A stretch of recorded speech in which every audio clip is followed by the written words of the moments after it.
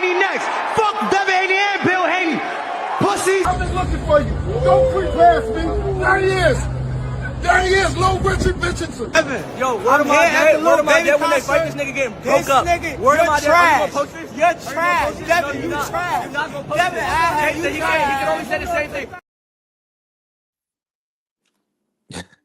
B3 Pick CV, we back again, man. Make sure y'all tap the like button, follow the channel, help the channel grow. We definitely working. We building up our team. We building up our community one day at a time. Man, I'm super thankful. We over 4,300 on TikTok. Another 520 on YouTube. So we definitely growing. And the grind don't stop. We'll be monetized on YouTube later this month. So listen, we just patient. We trust in God. And listen, lean on not on our own understanding. In all things give thanks, right? Lean not on our own understanding, and in all things give thanks. So another beautiful day, another great day to give thanks. Just over here making this. Listen, hold on. Let me do this for my brother Carrier, man. Let me do this for my brother Carrier real quick. Listen, listen. At the end of the day, if you have an opportunity to be yourself, man. You can't be nobody but you. Be yourself, right? Shout out to the Pats. Carrier, you see this? My brother Carrier come in. You see this Pats, baby. Yeah. Super Bowl champs incoming, right? And then we still getting to it. Commanders, baby. Yeah. Yeah. Dank Father in here was good. Dank salute, bro. Mr. Mr. Moore. Well. B3, my man. Mr. Moore, how you feeling I this morning? want to Talk know to how me. they gonna spend this. How they gonna spend this one, B3? Uh-oh. Are we about to get to it? Hold on. Let me see what Because Dane not said. only What did he say, he's suing Showtime, he says Showtime was the facilitator so Al Heyman could steal his money. I Wow. thought Al Heyman was the Yo, savior of salute, black bro. people in boxing. Mm. Ain't that what they say? Yeah. Nigga hate no That's what, Al. Al the black man. Y'all just hate no Al. Al's a fucking thief just like the rest of them, according to Floyd. yeah.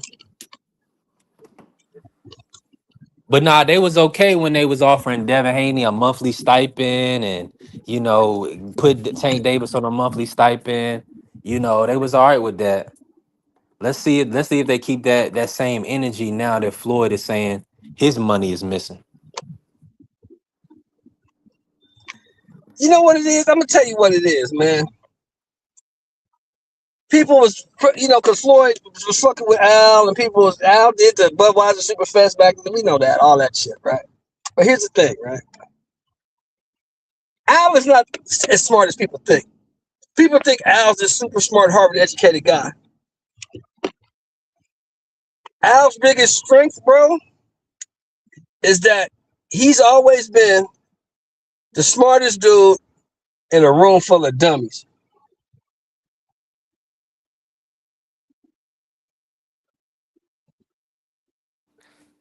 And Floyd I ain't know the he has smart the best.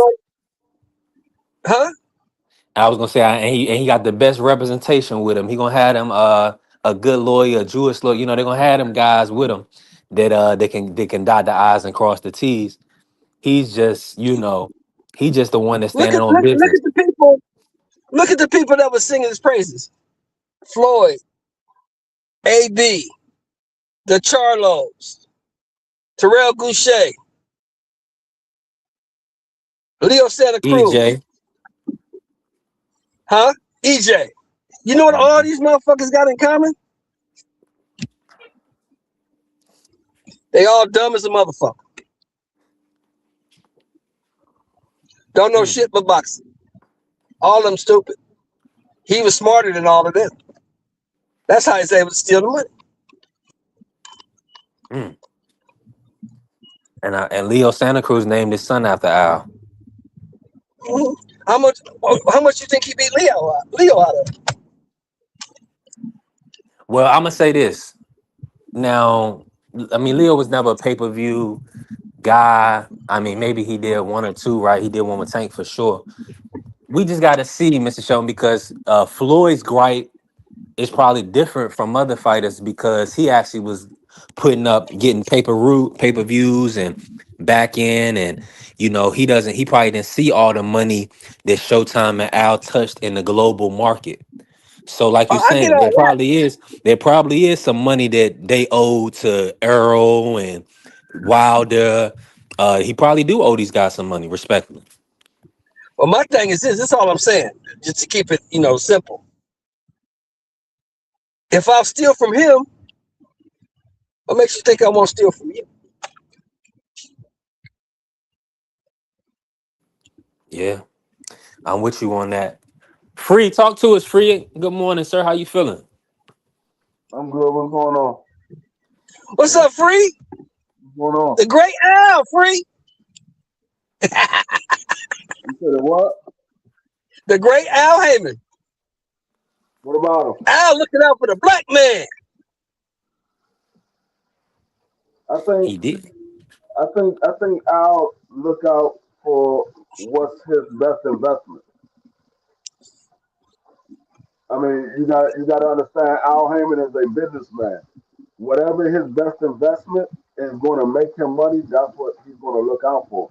He's not going to look out for somebody, for the most part, that's not bringing in any value. These guys are businessmen. They're gonna do what's best for the business. So I want to hear your opinion, Free. Why is Floyd saying that the nigga stole $340 million from him? Why is he saying that? Um, why is he saying that now? Is the question. You've been dealing with Al Heyman for about 20 years. Why are you saying Right, that now? right. Is it because Floyd is running short on money, or is it because he really believes that Al Heyman owes him money? Maybe it's a fight that he set up and he believes Al should have paid him for it, or maybe it's just something to keep his name relevant. Well, I'm gonna say this, bro. I'm looking at Floyd's schedule that he was, putting out there. He wants a rematch with Manny, exhibition with Mike. He's doing exhibitions 3 or 4 times a year. Nigga, active fighters ain't fighting that much. He fighting more than active fighters. Yeah, So I'm thinking maybe, just maybe, Floyd could be running a little show. he said maybe you could be what? Oh, you saying his money could be running short? Could be running a little show. Yeah, I mean when you got a mansion in just about every state that you visit, and you got roughly about 10, 15 cars at every one of those mansions. You got 24-hour security, and you buying $8 million watches. Yeah, your money's gonna eventually run short at some point. Hey, At some look, point, your money's gonna eventually run short. did you hear do you remember what the nigga said at Calistoga on his induction to the Hall of Fame? Uh-uh. He said, because of the smart investments I made throughout my career, I'm making $300 million a month off real estate. I said, Right. Floyd. I mean, you got to remember, Really, nigga? he did lose some money with that lawsuit from that manager Yeah, that with that whole gym and everything. So he yeah, lost yeah. some I money remember off that. that lawsuit. But So Free, his three money hundred could be running million short. a month. Free, $300 million a month. Free. I, I don't I Come don't on. I don't I don't believe that. I mean, Floyd, he exaggerated a little bit. All of these guys exaggerate a little bit. It might have been 300 million for 1 month, but not every month.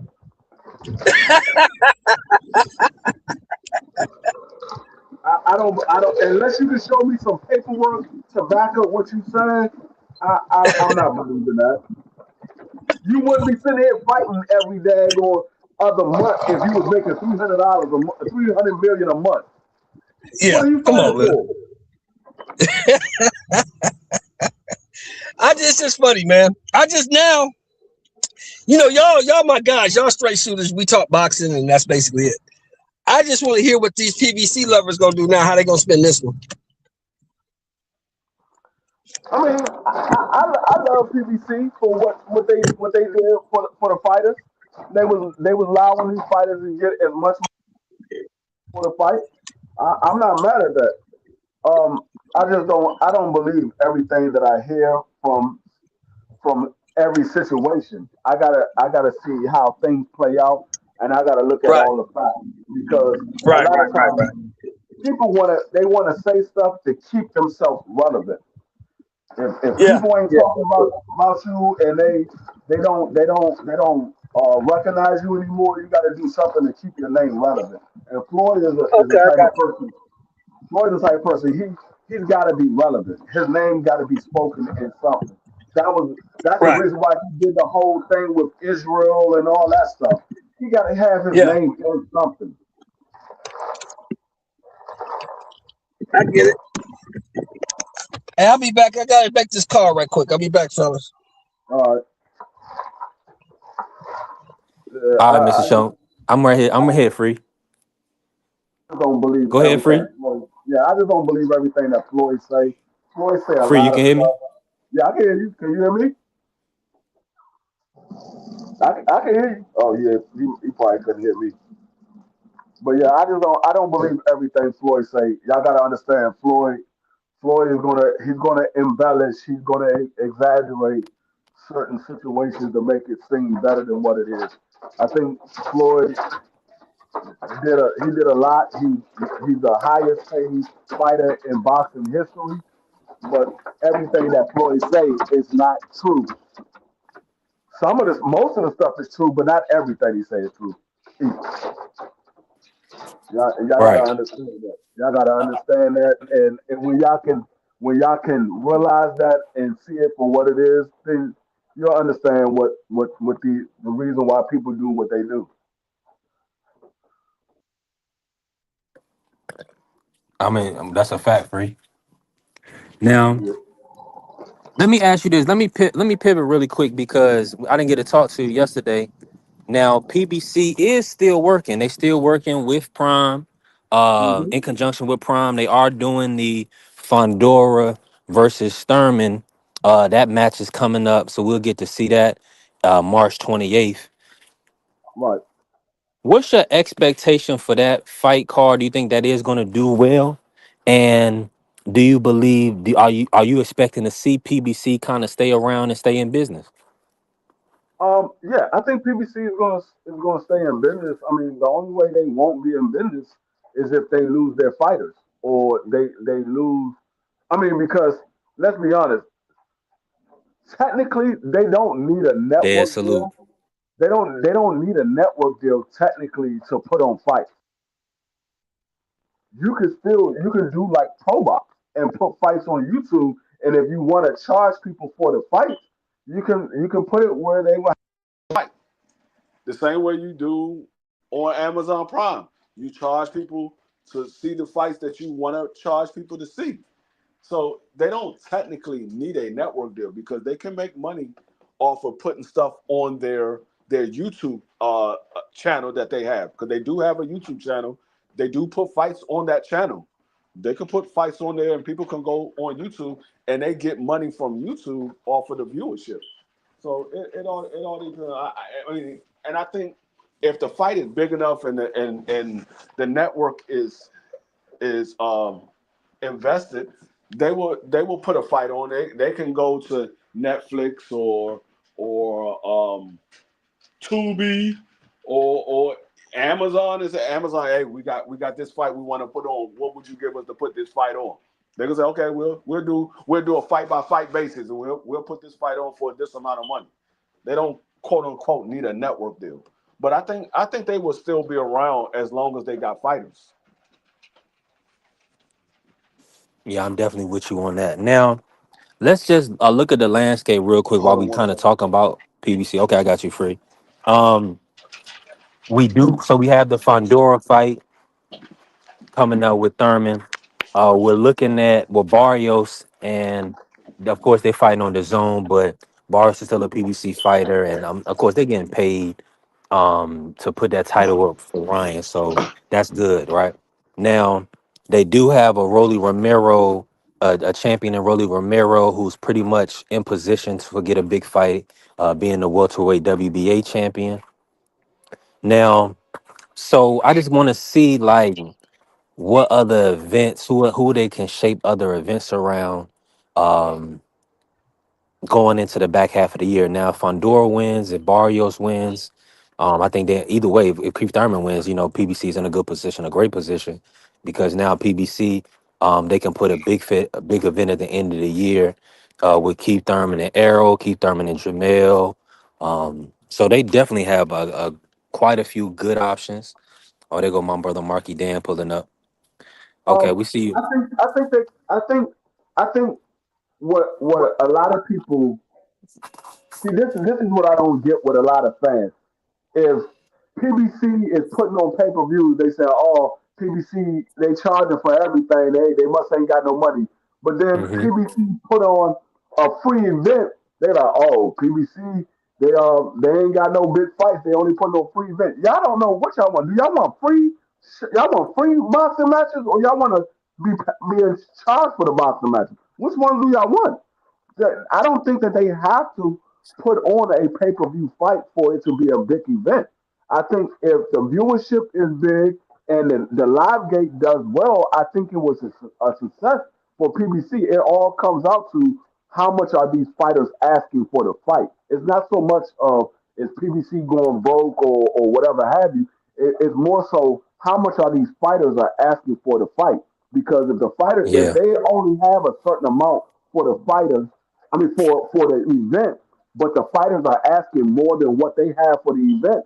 That's the reason why we get pay per view fights because they're like, okay, we're not Blaze, salute. investing in putting in more than $5 million into this fight, but you asking for 5 million just for yourself. But we only got a budget for 5 million for this fight.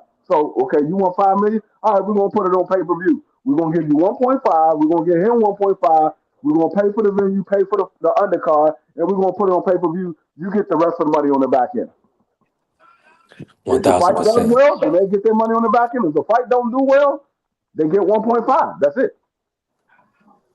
And the only thing reason why I was mentioning it like that free is just because Premier Boxing Champions, I've always known them.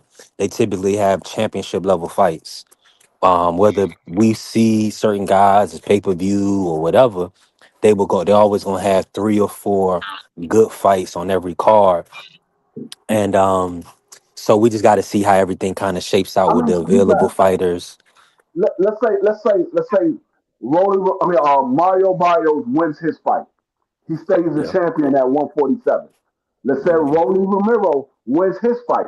He stays a champion at 147. Antoine wins his fight. He Yep. stays a champion at 140. Hmm. Frendor, he wins his fight. He's a champ. Or if Keith Thurman wins the fight, he's a champion. So It's they four. still got championship fights. It's Yeah. just they can start to showcase guys like Antoine, guys like Rolly, guys like Mario Barty. They can start to showcase these guys and put them out there more often for the people to see them so they can become the bigger names in boxing because right now people are still living off the names of Jamel and Earl and Bud and Tank Davis. They still living off those names. Well, those guys are starting to fade out. We need some new names in the sport of boxing. Start promoting these other guys so you can have new names that you can start promoting for big fights. I'm in full agreement with you. Shoot, salute to everybody in. Y'all tap the like button, follow us, help the channel grow. Bless the cash up if you have it. Marky, talk to me, bro. Let's get an audio check. How you feeling? Salute, salute, salutes. Salutes to Frilio and salutes to B3 Picks. Smash the like button. Now break this down, Marky. Everything you've heard from the Floyd Mayweather lawsuit. What's your take on it? And then we'll go from there. Floyd got a lawsuit? I haven't heard anything about that. Oh yeah, Floyd Mayweather. He has a lawsuit against Showtime, saying that they do owe him a sum of money, wages or earnings that he didn't receive. So I Oh, think that, it's with Well, Showtime. that yeah, it's not he's not suing Al Heyman directly. No, he's suing Oh, so Showtime and well, Steven Espinoza. okay, well, so Floyd at the time back in the day when he left HBO, he had the largest contract in sports history at the time. That $300 million deal for what I think it was what 6 fights or something, or maybe a little bit more than that. So I don't know if maybe he still hasn't got all that guaranteed bread. I've heard Floyd say in other interviews when he heard about certain fighters complaining about pay and whatnot, he literally said that he still hasn't gotten paid for pay-per-view revenue for fights he did all the way back in 2010, like before the Pacquiao fight. So I don't know if maybe his patience has run out. Al Heyman no longer has a relationship with PBC. So yeah, I mean we're gonna see how that goes. I this is the first time I'm hearing about it though. Hold on, you can't. You said Al Heyman has no longer has a relationship with PBC. Excuse me, Showtime. So I meant Okay, Showtime. Showtime. Right. Okay. Yeah. Okay. Yeah. So he's separated from Showtime. So now they suing Showtime. Understandable. yeah, so Um. Yeah, and looking at it, just the headlines, it says it's a $340 million lawsuit, which is, I believe, about what that historic deal was at the time when he left HBO. So I don't know if it has to do with that, but we'll see. I mean, it could be because Floyd was one of those type of fighters that did get the numbers from what his fight did. Because he was a promoter as well as a fighter, so he was able to see what the numbers was. He had that access to be able to see the numbers. So maybe it is a fight that they didn't give him all of the pay per view number, or maybe it's multiple Wow. fights and they didn't give him all of the pay per view. So Pay. free.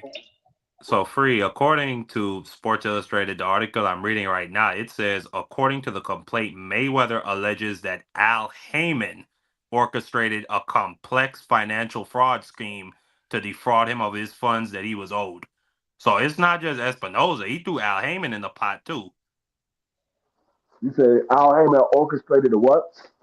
It says that Floyd is alleging in his complaint that Al Heyman orchestrated a quote complex financial fraud scheme to defraud him of his funds he was owed.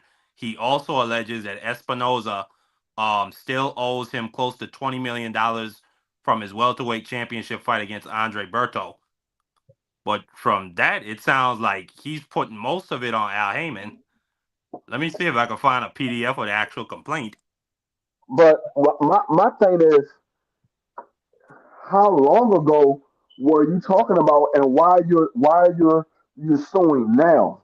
Why you waited till now to sue? That's why I said he must be short on money because the last time that Floyd fought was what the mid the what 2015 2016.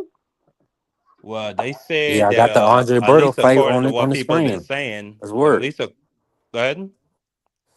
Finish up, Mark. You got it. No, I was just gonna say, at least from what I heard, he was getting paid like 20-30 million dollars for those exhibitions he was doing in But that Saudi. that wasn't that So wasn't that wasn't Showtime though. no. But I'm just Correct. talking about Floyd's current financial situation to just to add to your point of why he might be suing. But like that don't even make sense to me because if you're getting paid that type of money. But then again, we just seen It Floyd on makes a perfect stage a sense. couple. We just seen Floyd on a stage a couple months ago, prostrating himself for the people from the land of Zion.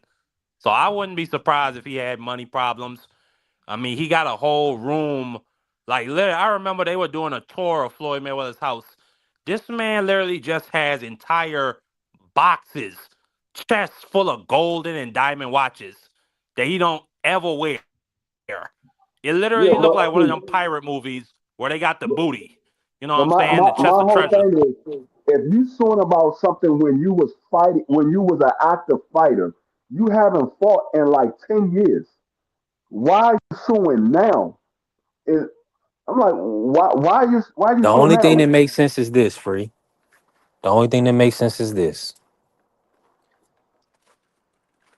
He wants to he they well, Showtime boxing is out of they have out of it. They're out of the sport. So I don't think they have any contractual rights to the next Floyd Mayweather boxing match. But he hasn't had a sanctioned fight. So that's what my line of thinking was going free is maybe he still owes Showtime a fight and he needed to get out of it or whatever the case may be. But with them not doing promoting or putting on boxing events, they did not sign a new agreement with Al Heyman. Then I think the lawsuit is pretty much letting us know that okay, there was money that you owe me from this, that, and the third. Now I want it. It's like we were friends. You know, Al, what you were paying Al, you were Nah, doing but this, he's doing that, or claiming whatever. fraud. He's claiming that Now, Al did fraud, though, listen, three. listen, That's listen. more than you just owe me No, some bread from back then. trust me, bro.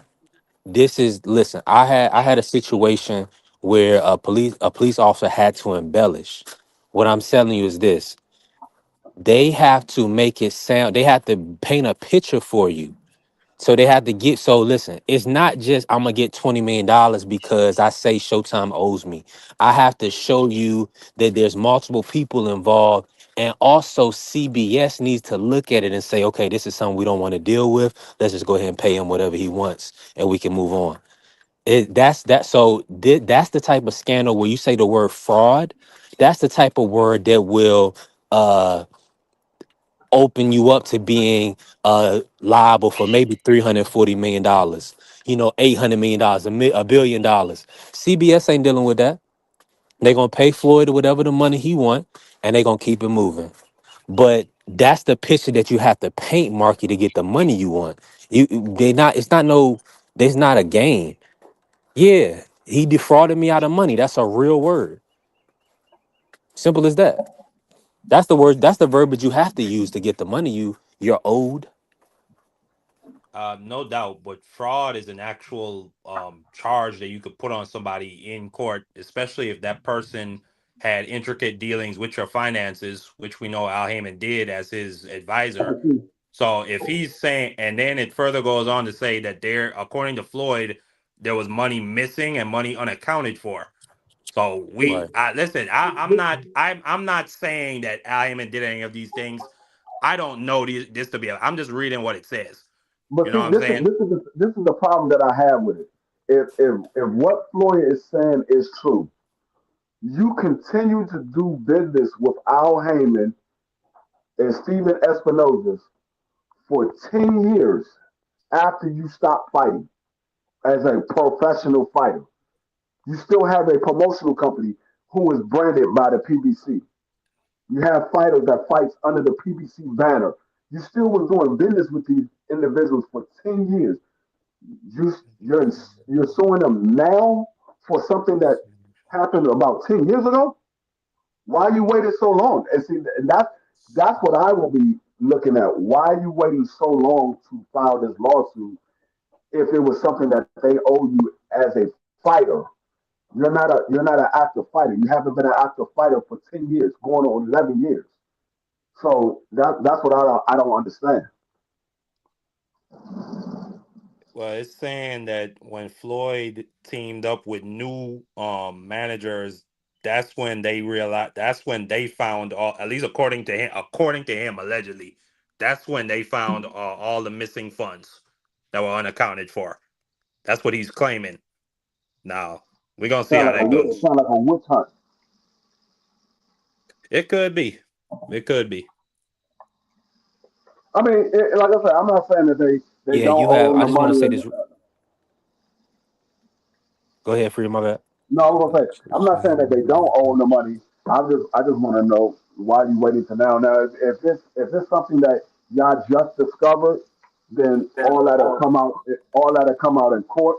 It just seems funny. So I something think, and listen, interesting. and Dank, and the last piece. Oh, go ahead. You could say that, Mark, but I'm just going. Let me put this out here. Let's keep it all the way 1,000. if we peoples, right, Mark, at the end of the day, it's business. It's not personal. It's business with CBS, with Viacom, these corporate entities, right? It's business with them. So the business dictates that if there's money to be come off the table, for one, CBS Viacom, they're gonna pay it. And you're gonna receive it if you have a legitimate claim. Now look, we have the claim, we have the lawsuit, and you broke it down in a sense that at the end of the day, there had to be misdealings on the back end. Somebody was doing something, somebody put some money they weren't supposed to put, somebody didn't pay something they weren't supposed to pay. At some point, somebody got the short end of the stick, right? So all in still, you my man's, right? We gonna get this money. You want to fight? Everybody in boxing, they talk about, oh, you need a Keyshawn, and y'all need to fight for it, right? So if you punch and almost unalive your brother for money, do you think would you not say your brother had bad business and sue him? I Yeah, mean, I mean that's sure. a rhetorical Yeah. question. Yeah, I mean to get $20 million and say, hey, okay, bro. I mean, you made X amount of million off me for years. I'm gonna get this 20 million right quick, and we'll let bygones be gone. CBS gonna But pay it. but So that's what I'm saying. It's all don't don't think this is nothing more like people think of, oh, something about Al and this. No, the thing I this is find business. interesting, the thing I find interesting is Al Heyman is not listed as one of the defendants, but Floyd is claiming that Al was the one who misappropriated. Well, what he's claiming is that CBS or that Showtime and Steven Espinoza aided and abetted Al Heyman in defrauding him by putting it directly in Al Heyman's hands. And Right. then later on, years later, when he got new management, his managers were asking to see the books, which is federal statute from the Ali Act. You have to show Floyd the books. And then Showtime is saying that they either don't have it right now, or one of the quotes that this TMZ article has is Showtime said that the books were lost in a flood. So we gonna see what happens, bro. Like, you gotta be able to have documentation when it comes to this money. Yeah. It can't just be, oh, we don't know, or oh, we can't account for it. You got to account for it. But the thing I find interesting is he's not suing Al Heyman for any damages, despite the fact he's literally claiming that it was Al who did all these, that it was Al who misappropriated the funds. Shout out to my brother Kerry. I just deleted your message. I know what you was talking about now. You was talking about the mug and the hat. You seen that. Shout out to my brother Kerry, man. Uh, Always supporting, hitting the cash out, blessing the show, man. It says We in the appreciate you, suit, family. It said in the suit, Mayweather references several of his biggest fights, including against Manny Pacquiao and McGregor, alleging Showtime and Espinosa effectively delivered money owed to Floyd directly into Heyman's hands by sending the money to accounts essentially controlled by Heyman. Years later, after the undefeated boxer switched managers and his new team asked to see Showtime's books, which Floyd claims the networks told him were lost in a flood or weren't accessible. Mayweather is suing Showtime and Espinosa for aiding and abetting breach of fiduciary duty, civil conspiracy to commit fraud, conversion, and unjust enrichment. So, I mean, we're going to see what happens, but it seems when reached for comment, Mayweather's attorney, Bob Samini, predicted victory, saying Floyd is one of the big. I mean, you get the jet. You get the deal. Um, I mean, I don't see them going to court. I would hope that they would just. I mean, CBS got a lot of bread. CBS been paying out people. They just paid out Trump. I think they just paid out I can't remember who the other boy was, but he had a show on there for years. I think it was called 24 Hours. He said he didn't get some of his funds. They paid him out, but $340 million. I mean, hopefully they could find a little milk. I mean, I don't care. It's not my money, but it's just an interesting topic. covering in boxing. We always talk about Floyd and grossing $1 billion, but the question has always been how much did he take home with him? And so we're getting a little bit more context to that. Yeah, yeah, that's good work. Yeah, that's a good word, Mark. I mean, this is an interesting situation. I think they're gonna go ahead and wipe their hands with it. They're gonna pay Floyd whatever sum of money that they agree to, I guess, in a settlement, and go from there. Nobody wants to. They're not gonna want to discredit somebody that's been doing good business or keeping things afloat in the sport and the entertainment. Al Heyman. Um, if there was like somebody was coming up missing or there something that had to have real investigation. I mean, we'll see. you know what I'm saying. Yeah, That's no, you see what Dank said, man. Fred Hawthorne is having the top man. I don't oh know if you yeah, know who Fred is, but barbershop barbershop. conversations. Yeah, Man, he been called. He been predicting the downfall of PBC and Al Heyman at least for a decade now. He just sitting back with a joint in his mouth. He good. yeah, yeah, I understand what you're saying. But see, you don't know everything, like the work that they put in, right? You can't discredit the work. um and Fred, he's done some good work, right? Great work in giving us real life insight into what was going on behind the scenes. So it's all Absolutely. playing out. It's all playing out exactly how it was supposed to. It's God's plan. Everybody's gonna get the money because a lot of these corporate entities, respectfully, and we know this in the music industry, we know this in others, they benefit heavily off of labor, right? And that's in all work. So your workforce, that's why I always say this. When you work for a company, they're using your skill set, your intellectual resources, your time resources, to build their company. That's what you're doing. So you deserve to reap the fruits of your labor.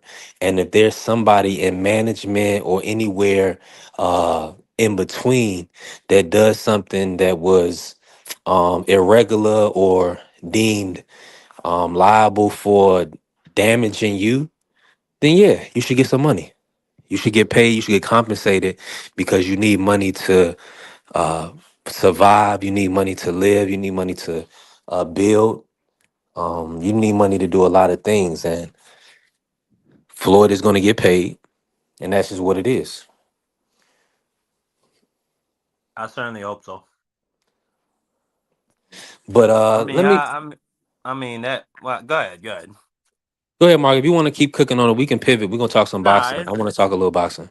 yeah. I mean, I think we cooked already as much as we can, but I mean, I ain't Yeah, gonna feel bad for Floyd if a guy like Floyd go broke. I'm really not. I mean, he has.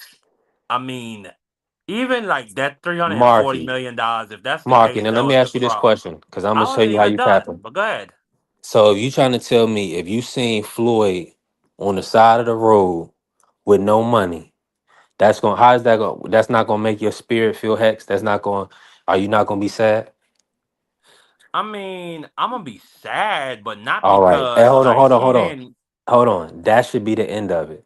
So you should never say you want to see somebody, you don't care if they get their money, because you wouldn't want to see them down bad. So that's like a contrary statement. I mean, I'm just be. I Now, mean, I'm gonna just keep if it you a told me thousand F them, percent. if you said F them, you said no, I wouldn't feel no type of way, then I'd be like, okay, I see who I'm dealing with. Nah, cause I'm listen. I'm a Christian. I don't Right, wish harm on no human being. But at the same time, this right. is somebody. Floyd is now an open Zionist. We see him flaunt his money around for decades. Now he got like 6 mansions he could sell, and entire rooms full of doubloons and golden watches and chains he could sell. If he really that bad, if he's really that down bad when it comes to money. But I'm gonna just keep it a buck. I really like when it comes to like mega rich people going broke. I don't have no sympathy in my heart at all whatsoever. Cause you had it. Like some people, like I'm trying to get $1 million, B3.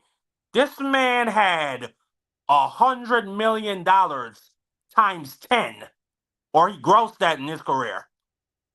And let's say he only went home with 2/10 of that.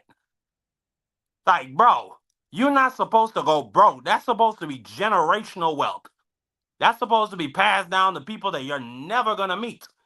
So for you to be like that, I'm gonna put some personal responsibility on him. But we can move on from there. I'm cool on Floyd. I've been cool on him for years. He used to be one of my icons, like one of my heroes. But I see the dude for who he is. He's a cornball to me. Yeah, he's definitely been called that. There's been a lot of situations. Um, People thought things was done unhonorably or not in Yeah, orderly fashion. aircraft So carrier. Go look up Floyd Mayweather, Israel. Just put those two words. Just put that into the search bar and see what come up. That man prostrated himself for those people. We can well, move on from here. B3. all right, let's kick it real quick, right? Marky, you wasn't on yesterday, I don't think. And if you No, was on yeah, you wasn't. Okay, good. I remember. I think I'm gonna be Let's going live tomorrow. nice. Okay, good. Tomorrow's Thursday, so you should. Um, let's kick it off. 154. I gotta ask you real quick. We had a phenomenal weekend. Well, just give you a rundown, Mark. Talk about T.O. Shakur. Let's start there because you ain't even go yesterday. What was your thoughts on T.O. Shakur? Talk to me. It happened exactly as I said it would. Score 11 won them. I mean, it just was rinse, wash, repeat. Every time T.O. would stand out there at mid to long range, and he was getting peppered by Shakur's jab. When he stepped in, Shakur would counter with a left uppercut or a left hook. I mean, it was just an easy fight. Like rinse, wash, repeat. And then like I knew T.O. was gonna lose because people kept saying T.O. need to get close, he need to make it dirty. That's not T.O.'s style. Like that's a Williams Zepeda style. And we saw how Shakur deals with a Williams Zepeda type of style. He cooked them. You know what I'm saying? So like I expected what was gonna happen this past weekend. I seen T.O. against Sandor Martin. Like you could make an argument that was an even worse beating, at least to me, because T.O. got dropped twice. One of them was unofficial, and I thought he maybe won 2 rounds in that fight against Sandor Martin. So I wasn't surprised that he struggled that much with a style like Shakur's. I wasn't surprised at all whatsoever. And shout out to Shakur, man. Despite what I just said about this being a favorable matchup, still you got to go in there and make it happen, Is Shakur and the he new did face of that. boxing? Is Shakur the new face of boxing? Um, Absolutely not. no, no, I wouldn't say so. Why you say Uh, no? Free talk to us. I'm not. I mean, Shakur is not the new face of boxing. For one, he hasn't generated the most money in the sport of boxing. He hasn't had a, even though they said it was a sold out event, it actually wasn't a sold out event because if you went to Ticketmaster, there were still tickets available. So that event wasn't sold out. Um, but Shakur is still not known by a lot of people that watch boxing. There's still a lot of people that don't know who Shakur is. I mean, Tio wasn't even that well known. So you had two guys that was known, but they wasn't well known for them to be to say this fight right here made him the face of boxing. No, no, he's not the face of boxing. I look at the face of boxing differently than people look at. I don't look at the fact that you talk about a fighter or whatever have you. I look at the face of boxing of when you think of boxing, who do you picture? What face are they trying to push? Who's the fighter that the boxing is trying to push? It's not Shakur. Shakur is not the fighter that they're trying to push. You don't only think of Shakur when you think of boxing. He's not the highest paid fighter in the sport of boxing. He ain't the biggest seller in the sport of boxing. So no, he's not the face of boxing. Well, if we just think about it, outside of Canelo, um, it would be Tank, and then Tank is gonna be sat down for some time. So who else would it be? Would it be a Boots Ennis? Would it be a Bam Rodriguez? A Devin Haney? I mean, Hold on. Let me just say there's this real quick. My bad, an breaking this argument up. for I'm both. reading the chat. Because Salute. I think that's I think that's it's probably Scholar. Hold on, let me see. if we talking about the biggest Yeah, that's sellers, probably. that if we talking about the There's, biggest there's a sellers, then there's that an would be argument. Yeah, there's if an we talking argument for about the Devin. biggest sellers, that would be Usyk. He owns over there in Europe. Done multiple $100 million, had multiple $100 million paydays, put 90,000 people in Wembley Stadium multiple times. Yeah, In Nui, you see what he does over there in Japan consistently. So who would be America's face not at this see, and time with that's Tank why I and say I still think the face of boxing will be a guy like Canelo or Tank Davis because yeah, those guys have made a lot of money, respectively. But are those guys more known than a Canelo Alvarez or a Tank Davis? I would say no. Yes, Inoue is well known over in Japan, and he's known to a lot of people in the United States. But is he more known than Tank Davis? I would say no. He's not more known than Tank Davis. Is he a bigger seller than Tank Davis? I would say no. Is he more known than Canelo? I would say no. Is he a bigger seller than Canelo? No. Same thing with Usyk. Yes, Usyk is known and he's known in the United States, but is he more known than Tank Davis? Is he more known than Canelo Alvarez? Is he a bigger seller than those two guys? I would say no. But I ain't. So, I'm not arguing that with you, Free. I'm not saying that those guys are the faces over here. I'm saying that they have their own respective markets that they've cornered, and they are yeah, mega yeah, superstars yeah, over there. And we yeah, have our own guys, Tank Davis and Canelo, like you just named. But it's hard because Canelo, we just saw him get outclassed by a dude 2 weight classes lower than him. And while I hear, yes, I agree. To be the face of boxing, you have to be a seller. You have to be a commercial commodity. But I feel like the wins, well, you know what? Necessarily, the wins don't necessarily matter because Oscar was the face of boxing in the early 2000s, and he stayed losing fights all over the place. yeah. I mean, I think those guys have a market. I'm not saying they don't have a market. And when you say face of boxing, that is actually an opinion because boxing don't have one This guy. entity that's running it. So, like with football, you could say, okay, this guy is the face of boxing. With basketball, you could say this guy is the face of basketball. Or my bad. You could say this guy is the face of football or the NFL. You could say this is the guy that's the face of the NBA because you know they are pushing those individuals every time their team is playing. They putting them on TV. You know that they are pushing those individuals. But when it comes to boxing, because boxing don't have a entity that runs it, it's freelance. So anybody can be put on TV. It all depends on what promoter wants to push those fighters. If a promoter got a new fighter that he wants to push, he's going to put him on TV. He might not be known to anybody, but that promoter is going to put him on TV because he wants to push him.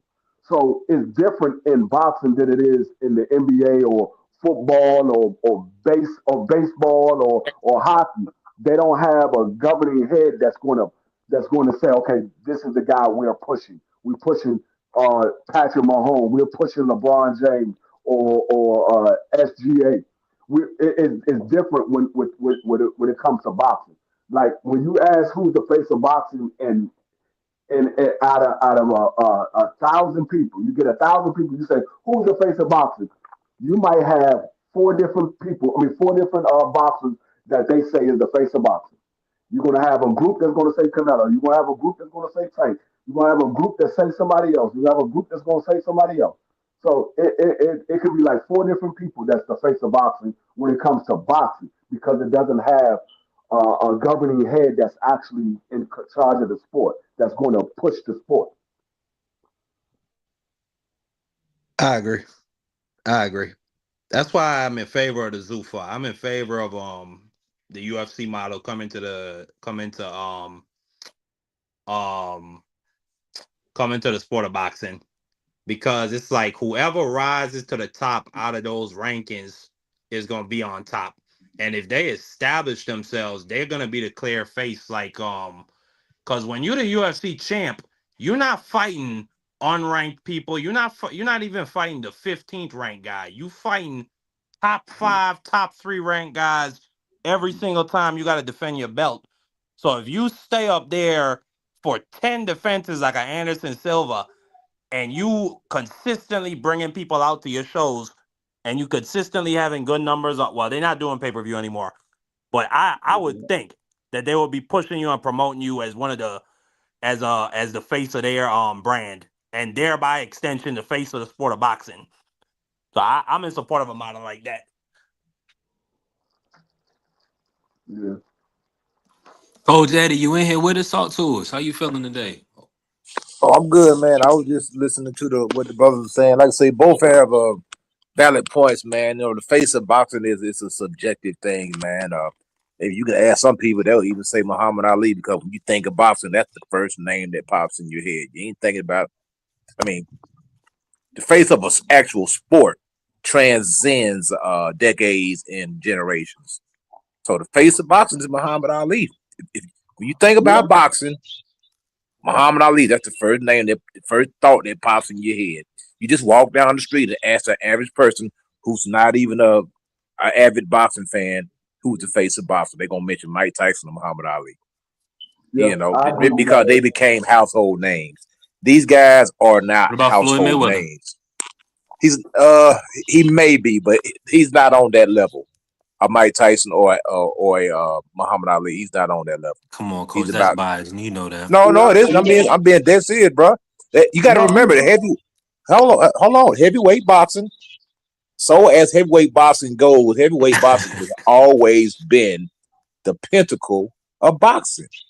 Now we may not have a great. Who's the highest grossing boxer though of all time? Bro, it's all called about time, man. It's timing. Floyd Okay, Mayweather. that's what I'm saying. So It's a you difference. got it. You can't equate the 1960s with 2010. It's a whole lot. It was a whole lot more money in the sport now. It wasn't that much more. That wasn't that much money back in the 60s. So like the basketball player, they weren't making a ton of money back in the 60s and 70s. Now you got scrubs who's making $100 million, man. So we can't do So let me the ask you money this then, thing, man. Coach. You asked the average 20-year-old right now, name the first boxer that comes to your mind. Who they gonna say? Well, they gonna say somebody that's in their generation. Right. Yeah. Right. So that's what No, I'm saying. You said it's all. That's what I'm saying. You're gonna say it's all about timing. no, I agree with Coach though. I've said that a thousand times before. When people say who's the face of boxing, I would say you would have to say it's either Muhammad Ali or Floyd Mayweather. If that's the first name that come to your head when you say boxing, that is the face of boxing to you. I've always said that. The first name that come to your head when you say boxing, that is the face of boxing to you. Just the same thing. The first name that come to your head when you say basketball, that is the Michael face of Jordan. boxing. Yeah. That was Some back in the people, 90s, bro. That's back in the some people 90s. say Michael Jordan. Some people say LeBron James. Some people might even say Steph Curry because that's a person that they idolize. So in their mind, that's the face to them.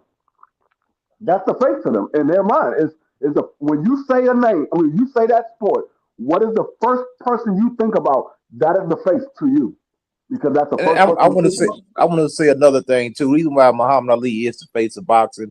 This man has countless documentaries made about him. This man has so many sound bites. This man has so many interviews that he's done He got inside the ring there's and more outside the literature written ring. about Muhammad Ali than Jesus Christ and Muhammad combined, coach. Yeah, what I'm saying. So the man that's the freaking face of the sport. It is what it is. Not necessarily there's no shade to these other guys. The man carried the sport. The man had charisma. Look how much attention he garnered back in the 60s, man. People they were following this dude around, man. Did you see the scene when he went to Africa? He had hundreds of thousands of Ali, Africans following him Boomaye, around, man. Ali, What are we talking about Boomaye. here? This dude moving through the city with love, man. You know what I'm saying? This That's man what I said. transcended the sport of boxing, man, to a pinnacle that no one will ever reach. A That's why chiller, when a people have this killer, a argument, thriller in Manila. all of this stuff is your opinion. Is based off of what you believe. It's not a actual person that they say this is the face of boxing. There's nobody that they say this is the face. It's a person that you believe is the face of boxing. Everybody has it's the same thing like pound for pound. People believe this is the number one guy in all of boxing. But he ain't fight everybody in boxing. This is just who they believe. They believe he's the best guy in boxing. They believe Yeah, but he's because not. everybody's criteria is different. There's no set criteria. I mean, you can argue, say Jake Paul's the face of boxing. You know, if you just want to go off whatever criteria that you set to determine what the face of boxing Some is. people will say If you that. Some if people your will say that. criteria is popularity, if your criteria is in the ring accomplishments, if your criteria is money generated at the gate, is your criteria is pay per view buys. You see what I'm saying? So it's whatever criteria that you choose to set to deem who you say the face of boxing is. Like I say, it's subjective. You know what I'm saying? Yeah, it's all based off of opinion. That whatever you believe. I'm not saying you wrong or you right. Whatever you believe is what you believe. There's no there's nobody to say, oh, you wrong. He's not the face of boxing. How you gonna tell that man he ain't the face of boxing to him? That's who the face of boxing is to him. Then we Yeah, ain't saying because that's the face of Jake boxing Paul to thinks he's the you. face of boxing. He really does thinks he's the face of boxing based Yeah. on the criteria that he And set for himself.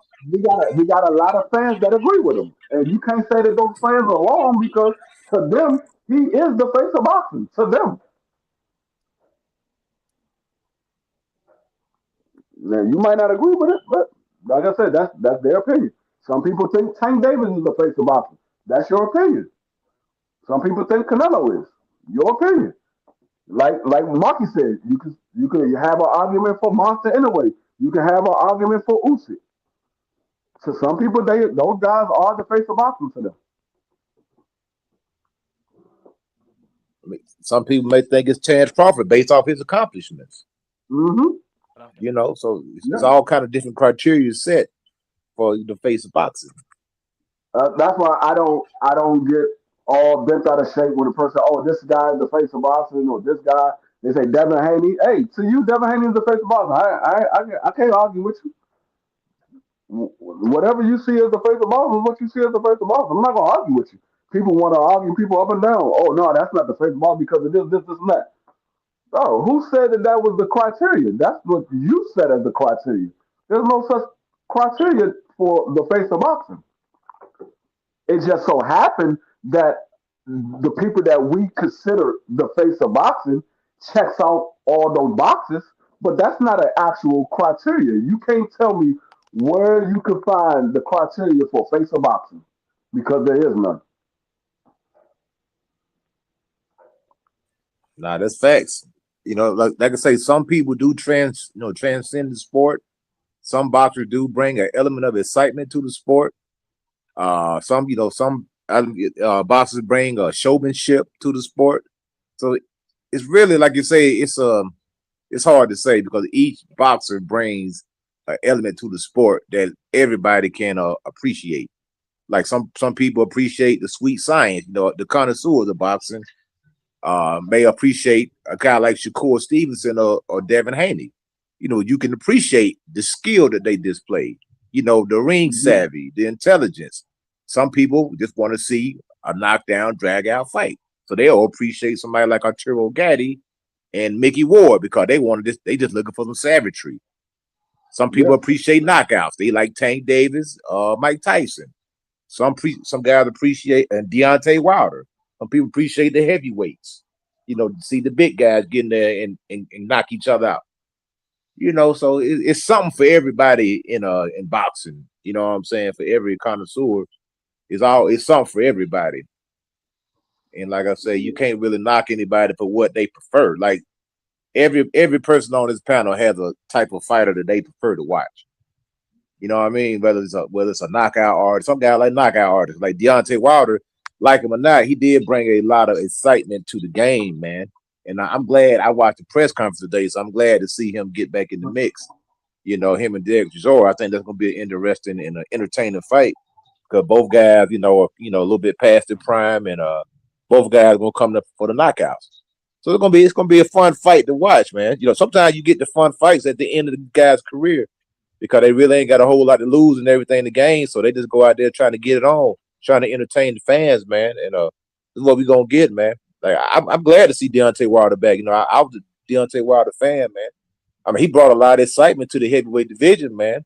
If you really want to keep it 100, I mean, even with Al Haymon, in the PBC, he kept them going for a long time, man, because he was the flagship for a minute, man. Deontay Wilder, man, he was knocking guys out, man, generating a lot of excitement around the sport, boxing, man. Guy like Adrian Bronner, he represented a certain demographic that of the boxing fans that like guys like AB. You never know what AB was gonna say. James Toney was another guy, that brought an element to the game.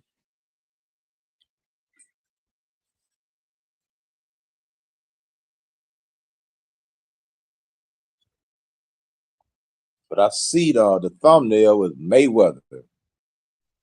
Yeah. So what's up with Mayweather? What's going on with this? Mayweather suing Al Haymon? He's suing Showtime. He's suing Showtime for $40 million, I think, Right. because they still owed him some money that he didn't receive, What, and I guess 340 mil? yeah, 340, yeah, that $340 million contract he had, he didn't receive all of his money or whatever. But Right. I was trying to figure out why he wait till now to sue Showtime. You haven't fought in like 10 years as an actual Yeah. fighter. Well, he's It's a claiming. little it's a little He, echo, coach. But go ahead, Mark. no, I was just going to say, to bridge coaches gap in not in knowledge on this. Floyd is claiming that when he got new managers now and that they were asking Showtime for the books, and Showtime said that they got lost in a flood or they just weren't accessible. And he's Yeah. also claiming that Espinoza put $340 million into Al Heyman controlled accounts and that the money never reached him. That's what he's claiming. You know what? That do make a lot of sense because you remember Adrian Bronner was saying something about that too.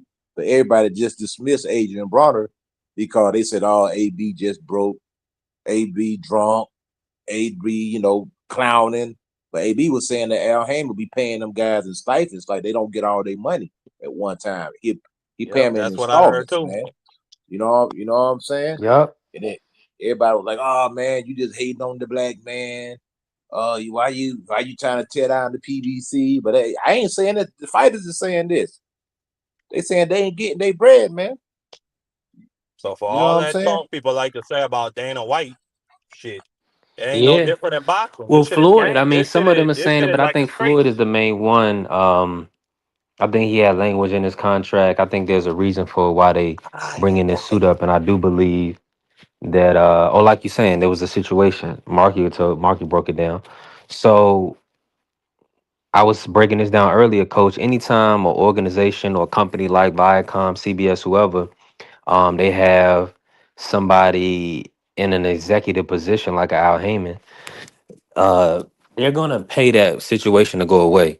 They're not gonna have a whole litigation process. So this is just business. This will be over probably before you even know it. And then people they're gonna keep it moving because Showtime is not dealing with Al Heyman, and Showtime is part of ways.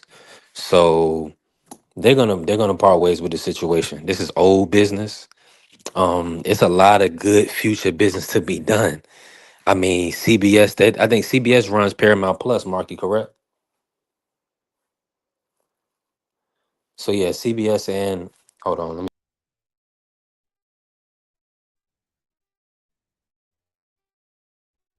See, I heard that Al Haymon, got a lot of money from this hedge fund group called what Waddell and Reed or something like that, and he supposedly owed them a bunch of money.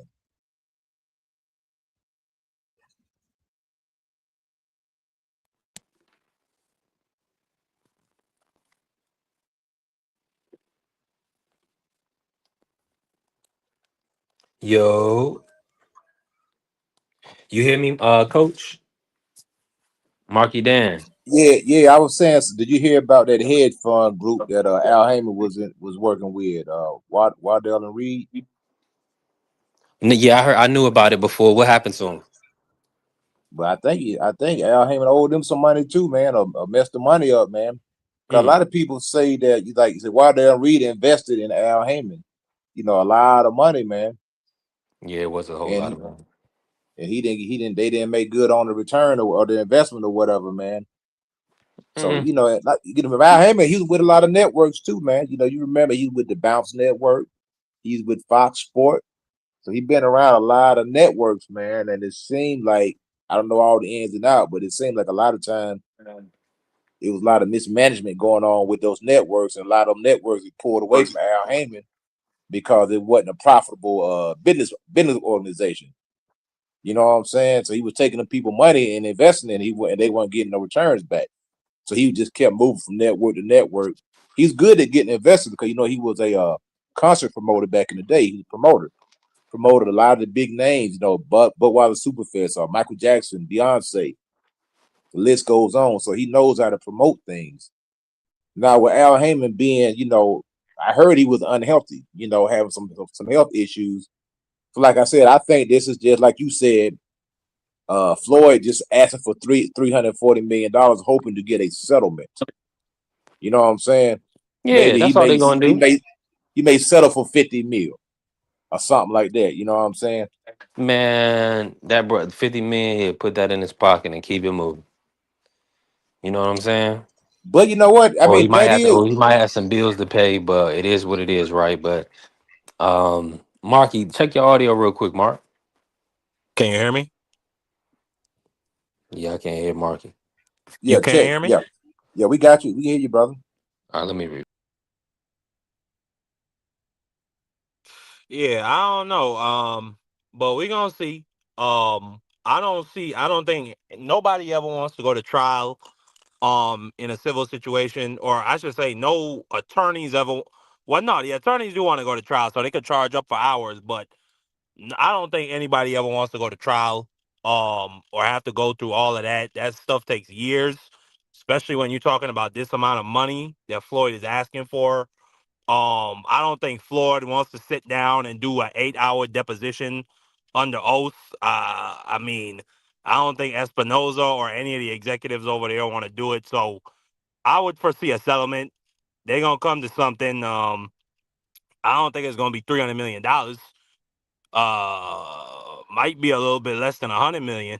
We just seen Trump was suing CBS for a bill, like I think $20 billion, and they settled on 16 million. So I think something is probably going to get reached. But Floyd, the one claim in there I found interesting, Coach, was the thing about Showtime not being able to produce records. If that's the case, he might got them right there, because that's federal statute that they supposed to be able to show Floyd or show any athlete the records of what they brought in from certain events. So if they can't produce that, that alone might be a charge of fraud. So I think Yeah. Showtime, they're gonna be rushing to. Yeah, I think they're gonna want to settle. Not only that, but Al Heyman got all these accusations, against him already, man. With the smoke, there's fire. Like they said, he lost like $500 million from an investment firm, Waddell and Reed. He like lost Yeah, I four hundred heard that million too. dollars. I heard that You too. know, you know what I'm saying? So it's like doesn't even have any money. That's why he's not suing Al Heyman, because Al Heyman don't have any money. He's suing Showtime because Showtime I got the really money. question PBC's financial situation when we look at what's happening right now in Prime. Because what it looked like to me is Prime is just giving them a straight distribution deal. They're not doing the regular full network partnership where they invest in the PBC. It looks like they're just giving them a platform that they could put their fights on, and then Al Al and PBC and them are taking all the risk and then putting it on the fans to pay for it through $79 pay-per-views. But the problem they got now is, bro, like they can't even. It looked like they can't even afford to do multiple cards a month. They do 8 dates a year at best. You know what I'm saying? And that's Yeah. detrimental if you want to be over there on Prime, because Prime is set up for these different streaming services to be able to put out there, at $8.99, $13.99. The NBA League Pass on there is like $20.99 a month. But PBC, they can't even offer monthly subscriptions to get their revenue from that, because they don't do monthly content. They don't even do monthly content. So I don't even know what's gonna happen here. Like I've said it before. I think Al is gonna be lucky if Dana White and the Turk come with an offer to buy him out. I don't know if that'll happen, but I think that if Al got an offer, I think he might think about it. I think he would think about it seriously, because what he's doing right now, I mean, this don't sound like or at least it don't look like um a successful business model. Because I mean, Free said it earlier, or at least Free said earlier that the reason why we don't have so many dates is because the fighters are asking for too much money. But I remember a point in time where PBC was throwing money at niggas to get in the ring. So And that that alone was part speaks of their to. downfall right there. They overpaid the fighters and they ran through the money too quick. And not only that, Al Haymon was probably I heard he was putting that money in junk bonds trying to flip it. You know what I'm I mean, saying? And he lost the but money. the case may be is that everybody wants to get paid like the A-list fighters. Like I've said this multiple times on this channel. Everybody wants to get paid like they're a pay-per-view star. You are not a pay-per-view star. Oversaturated market, Juan. But that's the thing though, bro. Like that's why like the championship belt thing. Like I get it. Like you know what I'm saying. You're gonna get a belt to get paid a little more, which is fine. Never, not against it. But even when you're trying to get paid, like if you, let's say a Canelo, like you're not a Canelo, you're not bringing the revenue that he's bringing every single fight. You know what I'm saying? You're not a Bud, like Bud, not Bud, but Arrow. Like you're not bringing the revenue that Arrow brings every single fight. You know what I'm saying? Like you're not that. Like if you're not that, then you should, really consider yourself stop pricing yourself. But a lot of these dudes, that's what it is, and that's what the problem is.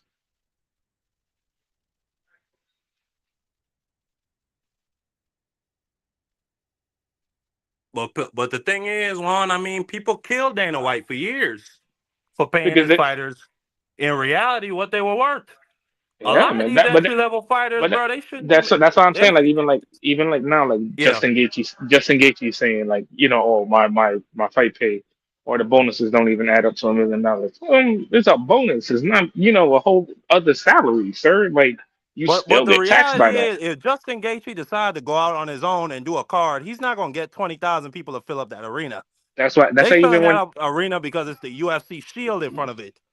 that's why. But that's why even when you look at it, like when Oscar did the thing with Tito and Chuck and Dana read out the amount of pay, like most of those dudes aren't even getting paid the entry fee of what it is, which is $20,000 to show up and 20,000, another 20 to win. Like you're not even getting paid that. Most of these dudes are getting paid lesser than a less fighter in boxing. Like so, it's like you really think about it, like bro, how much you really like, how much y'all really think y'all worth, bro? Like y'all not like certain people I could understand, like undisputed champions, dudes like that. Like okay, understand you worth your money. But if you anything Yep. below that, But I don't see, even want to hear it. at least the thing with Turkey got the actual money to back it up. He's not borrowing from investors, and then these guys expecting a return on their money. That's the thing with Al. He was getting money from investors. And them guys thinking they was gonna get a return, and then when they didn't, that's when they took these guys to the lawsuit. That's one reason why Canelo Alvarez, when he signed with the PBC, he made sure that he got his money up front in escrow. He said, "Al, I'm not playing these games with you. I know what you're doing over here. I'm not getting into that range. Try to look at my account and see that money in my account." You ain't gonna be paying me no installments. You ain't gonna be paying me no stipends. None of that stuff. And you see what Al Heyman did? He acquiesced to Canelo Alvarez. He made sure that money was in his account escrow. All the rest of them guys, like that. Why you think Tank Davis got so frustrated with the PBC? The writing's been on the wall, man. Tank got fed up with him because they were chomping him off. You know, whether you want to believe that or not, Tank wasn't getting what he's supposed to get.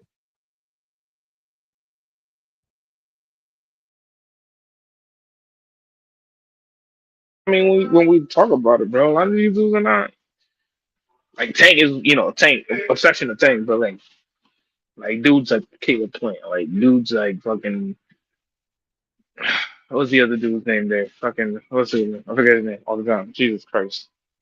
That they were trying to make into something, PVC. I forgot his name, but they was trying to make some kid dig. It was just like you guys not even worth me paying pay-per-view price for any of this. Like, you know what I'm saying? Like, you're not even putting enough decent card together. You can't keep a decent card together. With, a la the example, Pitbull Cruz card and the Pitbull School cards and the Roach card. Like, it's just like, bro, like you can't even keep a decent card together half the time because most of these fighters either popping dirty or they just they price themselves out or something happens that avoids them from getting in the damn ring.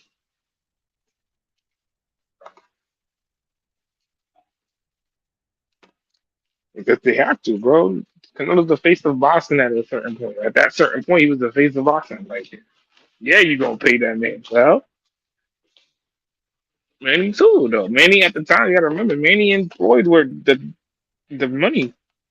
That was the money for years, bro. That was the money plan.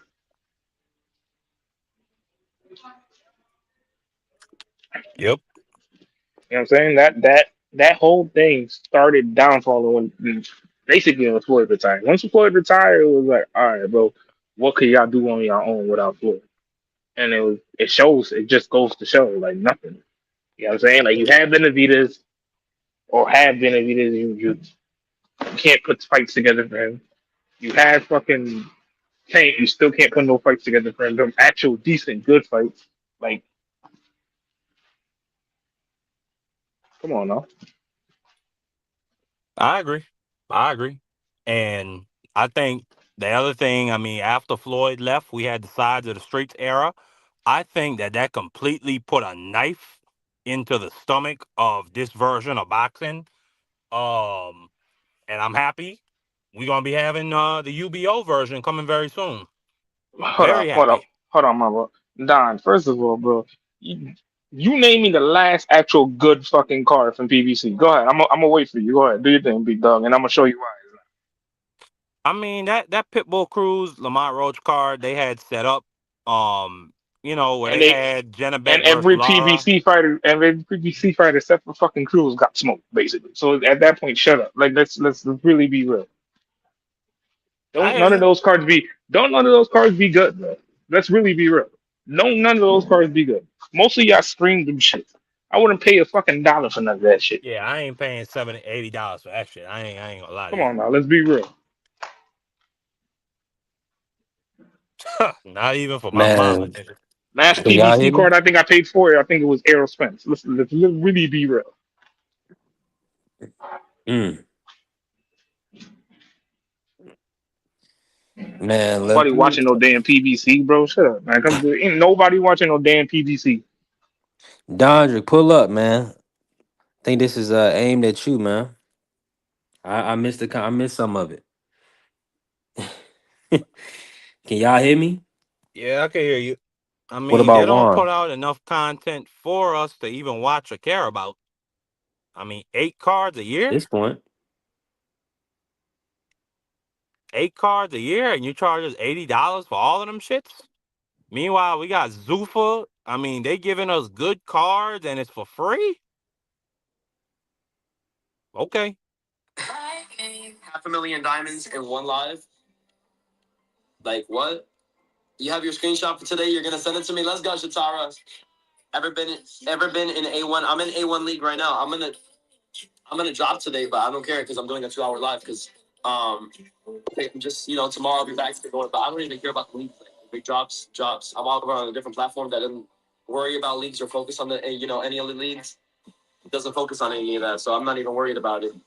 But I'm saying, guys, you need start going live. Going live could do so much for you. You just don't even know it. You're like, what the heck? That's the proof you needed. How many of you guys saw that and you're like, that's motivation right there for you? Let me know in the chat. How many of you guys just looked at what I just showed you? Why? And you're What like, is that's this, motivation B3? right there. What is this, B3? My bad. Did that sound crazy coming through?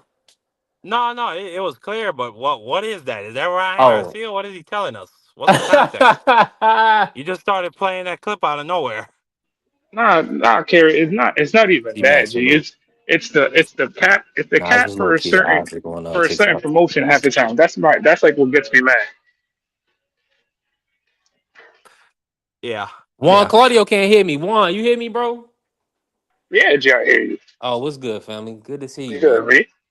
Listen, let's get into it. My bad for letting that come through. Listen, I'm trying to multitask. I was responding to a lot of people. When you are one person, pretty much entity in business, you got to do all of the response. And like, I need like Clarissa has a team where, you know, what I'm saying that handles her Instagram and messaging and stuff like that. Like, you need that. You know, when you get to, it's a lot of work.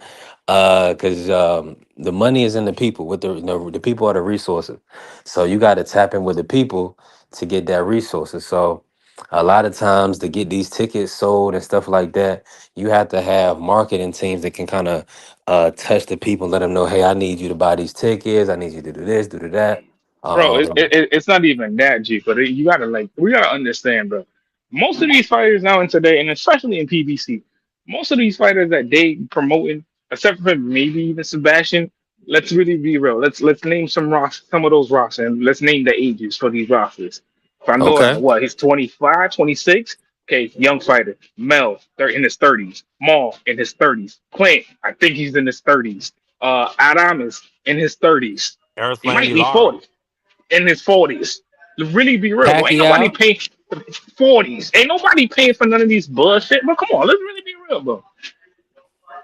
man, people will pay for a lot of things, bro. I'm paying for Pacquiao. I'll pay for Pacquiao, but you gotta pay somebody that's worthy for me to be paying him that money. Get the fuck out of here. You paying if he fight Devin Haney. I'm definitely paying it. If he fight Devin today, I will guarantee you, I will pay for that shit and I will live stream that shit on my phone. Stop playing with me. Right, that should be fine. Right. I'm just fed up when people like defend a fucking a promoter that just doesn't put out. Like Murky said, they had 8 cards, and I doubt that they had 8 cards last year. I doubt it. I super heavily doubted they had last year 8 cards. And somebody I looked that up, but it's just like, bro, they had 8 cards. Nah, ain't no way they had 8 cards. I remember they had 2 David Benavidez cards and maybe 2 10 cards. Well, according to the numbers, they had 8 cards last year, one, which is a bump up, I think, from the year previous. Hold on. So you telling me that they had a total of 8 total? Well, no, I think they might have had 11 cards last year, and I think they had 8 the year before. So it was a bit of a bump up. You can hear me, B3? Yeah, I can hear you. Mark, I'm with Yeah, you on yeah. that. I can hear Coach. Everybody can hear everybody. Blaze just pulled up. What's happening, Blaze? Yeah. What's up, Blaze? Peace, y'all. How y'all doing? What's You know, I'm good, here Blaze? working like a slave. Like I ain't working like always. You know how I go, We Yeah, playboy. man. always Listen, working. come on, man. Listen, man. I'm at the crib working from home. I got a hybrid situation, so I'm saying, just You trying to get working some like a late breakfast father, in. Juan. You got Juan Yeah, number clone. What is that? Juan clone number 2 or Juan clone Yeah, number 3 you got now? number two. There you go. yeah, man. Hell yeah, The you ain't best ready of to the have kids greatest. on kids. Yeah, the thing is, But bro. nah, man. I just been listening. I ain't been on here in a minute. I ain't been on here definitely since the fights on Saturday. Them guys did their thing, man. Them guys did their thing and in them bright lights. Shoe York. You know, Keyshawn got the stoppage like Straight I to thought he bed. would, and Shakur did his thing, man. He lived up to his bright lights, Shakur Bright Light Stevenson. But Yes, sir. I'm listening to y'all about the PBC, right? The promotions and then Floyd and all of this. And I gotta say, with me, I'm like, when I be on these panels, I really mostly gear my conversation towards actual fights and fight who's coming to fight and fights inside the ring. So I'm not beholden to like the side of the street promotion companies. I don't have an opinion on them. And I don't got like a favorite fighter that I'm like part of some type of cult to where I can't, give a critique if I disagree with some of the things they might be doing or how they be moving. And so it's interesting to me because I'm new to these YouTube streets too, because I did time. So I ain't really been on the scene as far as like keeping up with all the YouTube topics regards with boxing, like which makes fans and the viewers or who be on here as far as like with the promotional companies and the other side of the street and all of that. I didn't realize I used to think I said, damn, why is it a thing? But then I'm realizing I'm just getting to understand why it's a thing when y'all been looking at, y'all been in this platform looking at these fights day for day for years now. And I'm new to it because for me, I'm and really I still got a mindset to where I just wait till the fights get finalized and then we talk about it. I'll talk about if there's a tweet or something. You can ask me about the Keyshawn or Haney situation and whether or not they're gonna fight or not. I'll say my little comment on it, but it's just open negotiations. I don't really have an opinion. I can't really say somebody's ducking one person or another or whatever. But to just circle back what's on the news today, it's like I agree with a lot of cats been saying or cats saying on this panel is that it's interesting that Floyd suing PBC and Al Heyman now, when for years, it seemed like they were one and Nah, the it's same. just There were no Showtime. issues. This is Yeah, just Showtime, but okay, who it's is just owned by Showtime. CBS, right? So, Yeah. but it's not inferring that Al has something to do with Yeah, it the is. It's funds. saying He's that not being named like that it's because I'm saying that missing. It they seemed like I guess that's what I'm missing when I'm seeing the reports. no, you're exactly correct, Blaze. The So civil they're not complaint naming is Al at alleging all. that Al is alleging that Showtime aided and abetted I Al don't know if in y'all can mis hear me in anymore. I don't think he can hear me. Can y'all hear me? Can y'all I hear can me? hear you, Marky. Yeah. Can you well I was Yeah, I just hear you, telling Blaze. Mark. Well no, I was just explaining that situation to Blaze. Cause I find that weird too, but Dank in the chat or no, Des 215 in the chat said there was a clause in Floyd's contract that I guess said that he can't sue Al, which I find funny, but hey, but the civil complaint is alleging that Al was the one who misappropriated Floyd's funds, and they're saying, and Floyd is saying Showtime helped him. Yeah, Mark, am I coming through clear for you now? You coming through clear? I wonder, B3, if if Floyd really decides to pursue this and they go No, through it's already discovery. in. It's already yeah. Yeah, no, but I'm saying they really pursue this and go through the process instead of just settling, Stop it. and they go through All right. discovery. Is Al gonna be forced to give a deposition under oath? And those things are usually public. So at some point, that's like we might get an 8-hour video of Al Heyman talking, like really going over the business of boxing. Like that's the part I find most interesting right now. Like if we would ever get that. I understand what you're saying. That would be kind of fire, but that's something you would never see. Yeah. I think Al got too much. I mean, I don't know that for a fact, but I think Al, the same way how Epstein got them files, Al got them files. He been working with all these boys since they were young. Man, just imagine being the most tapped in person in the industry, and you don't even have to show up Bruh. physically, like on the scene at the event. Like you, That's some he, Don shit, bro. Like I remember yeah. I'm watching this show. It's called Mobland. It's about these British and Irish gangsters over there. Hmm. And the boy and literally the lieutenant walked to the back and he get the order from the big boss and he go in there and he do everybody. And the boss didn't have to see nothing. He's sitting down there eating a steak. That's what I envision Al Heyman to be in real life. Cause we ain't got we got a couple like blurry images of the guy.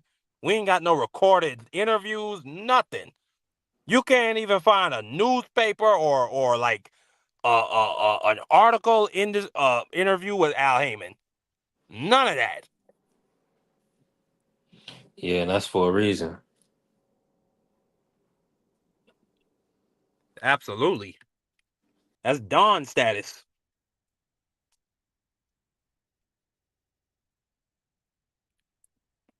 Where what some of them wasn't televised or something.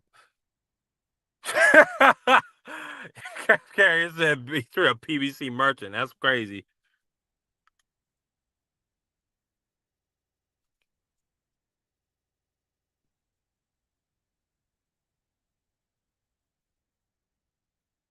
All we see is the same special ed looking picture of Al. Facts. That's the only picture I've seen of Al. I seen like one video with Al where he was talking to somebody backstage and like somebody caught like maybe 10 seconds of him. That's about it. Outside of that, Al Heyman is an urban legend.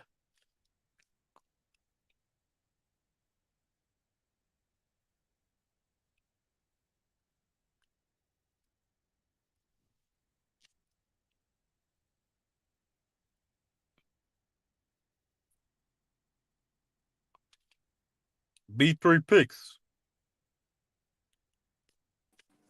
Yeah, I'm here, bro, but my audio going in and out. You can hear me? I can hear you now. Okay, cool. We still got Juan, Coach Eddie. Um, listen, we got a big week gearing up. Now, Nick Ball versus Figueroa. Let's kick it off. Early thoughts on that matchup. I think it's gonna be a toe-to-toe war. Um, I foresee Nick Ball winning the fight. I think um I don't want to say Figueroa is shop worn, but in that Stephen Fulton fight, like it showed me that he might have took a little bit of a step back, or he might be starting to fall off, you know. And that's what you see with those type of tough man fighters. I mean, his brother Omar Figueroa was actually a pretty decent fighter for some time, but he kept taking beatings. He kept going to war, and then eventually, I mean, his chin was gone.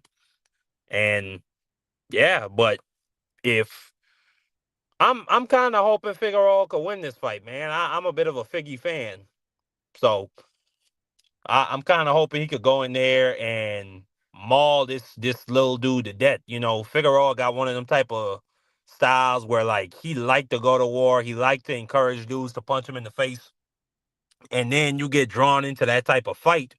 And then, like, when you try to, you know what I'm saying, take a break or step back, he got you. He's like, I ain't letting you go, boy. And that's when he really stopped people.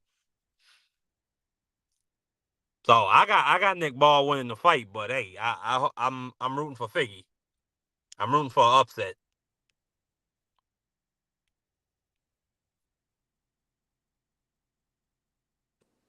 I got you. I hear that. You say room for the upset. Thanks said Biggie is finished. Shower like y'all in here. Yes, indeed, boxing. Appreciate you. How you doing? Hope all is well. We definitely growing. Make sure I tap the like button. If you haven't followed the channel, follow the channel. We definitely building. Bless the Zelle, the PayPal, or the Cash App. Whatever you can do to help us grow, right? Listen, the Sports Talk Network, the People's Network. We definitely working. Coach, What's up, brother? Man, Yeah, man. man. I mean, I got Figgy, but I said where I got Figgy. I think Figgy toughness is gonna show up. I think the Fulton Okay. fight, it just happened. Something happened there where Fulton showed that he was a little bit better, or world class better. But I don't think Nick Ball is all he is panning out to be. Right. I'm with you on that one. What you got on that, Coach? Nah, hey, I agree, man. Like Figueroa, man, his best days are past him, man.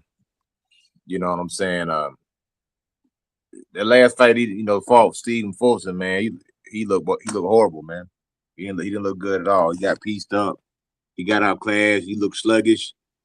He looked like he just continually weight training himself. But if he moves up, he's food. So I think that's why he keeps staying at these lower weight classes, because he can take the beating and still be somewhat competitive But he's a big guy, man. You know, he's tall, he's rangy, but I think his best days are behind him, man. I think Nick Ball gonna beat this dude, man. You know, it is what it is. Figueroa's been in a Certainly lot wouldn't of shock me. tough fights, man.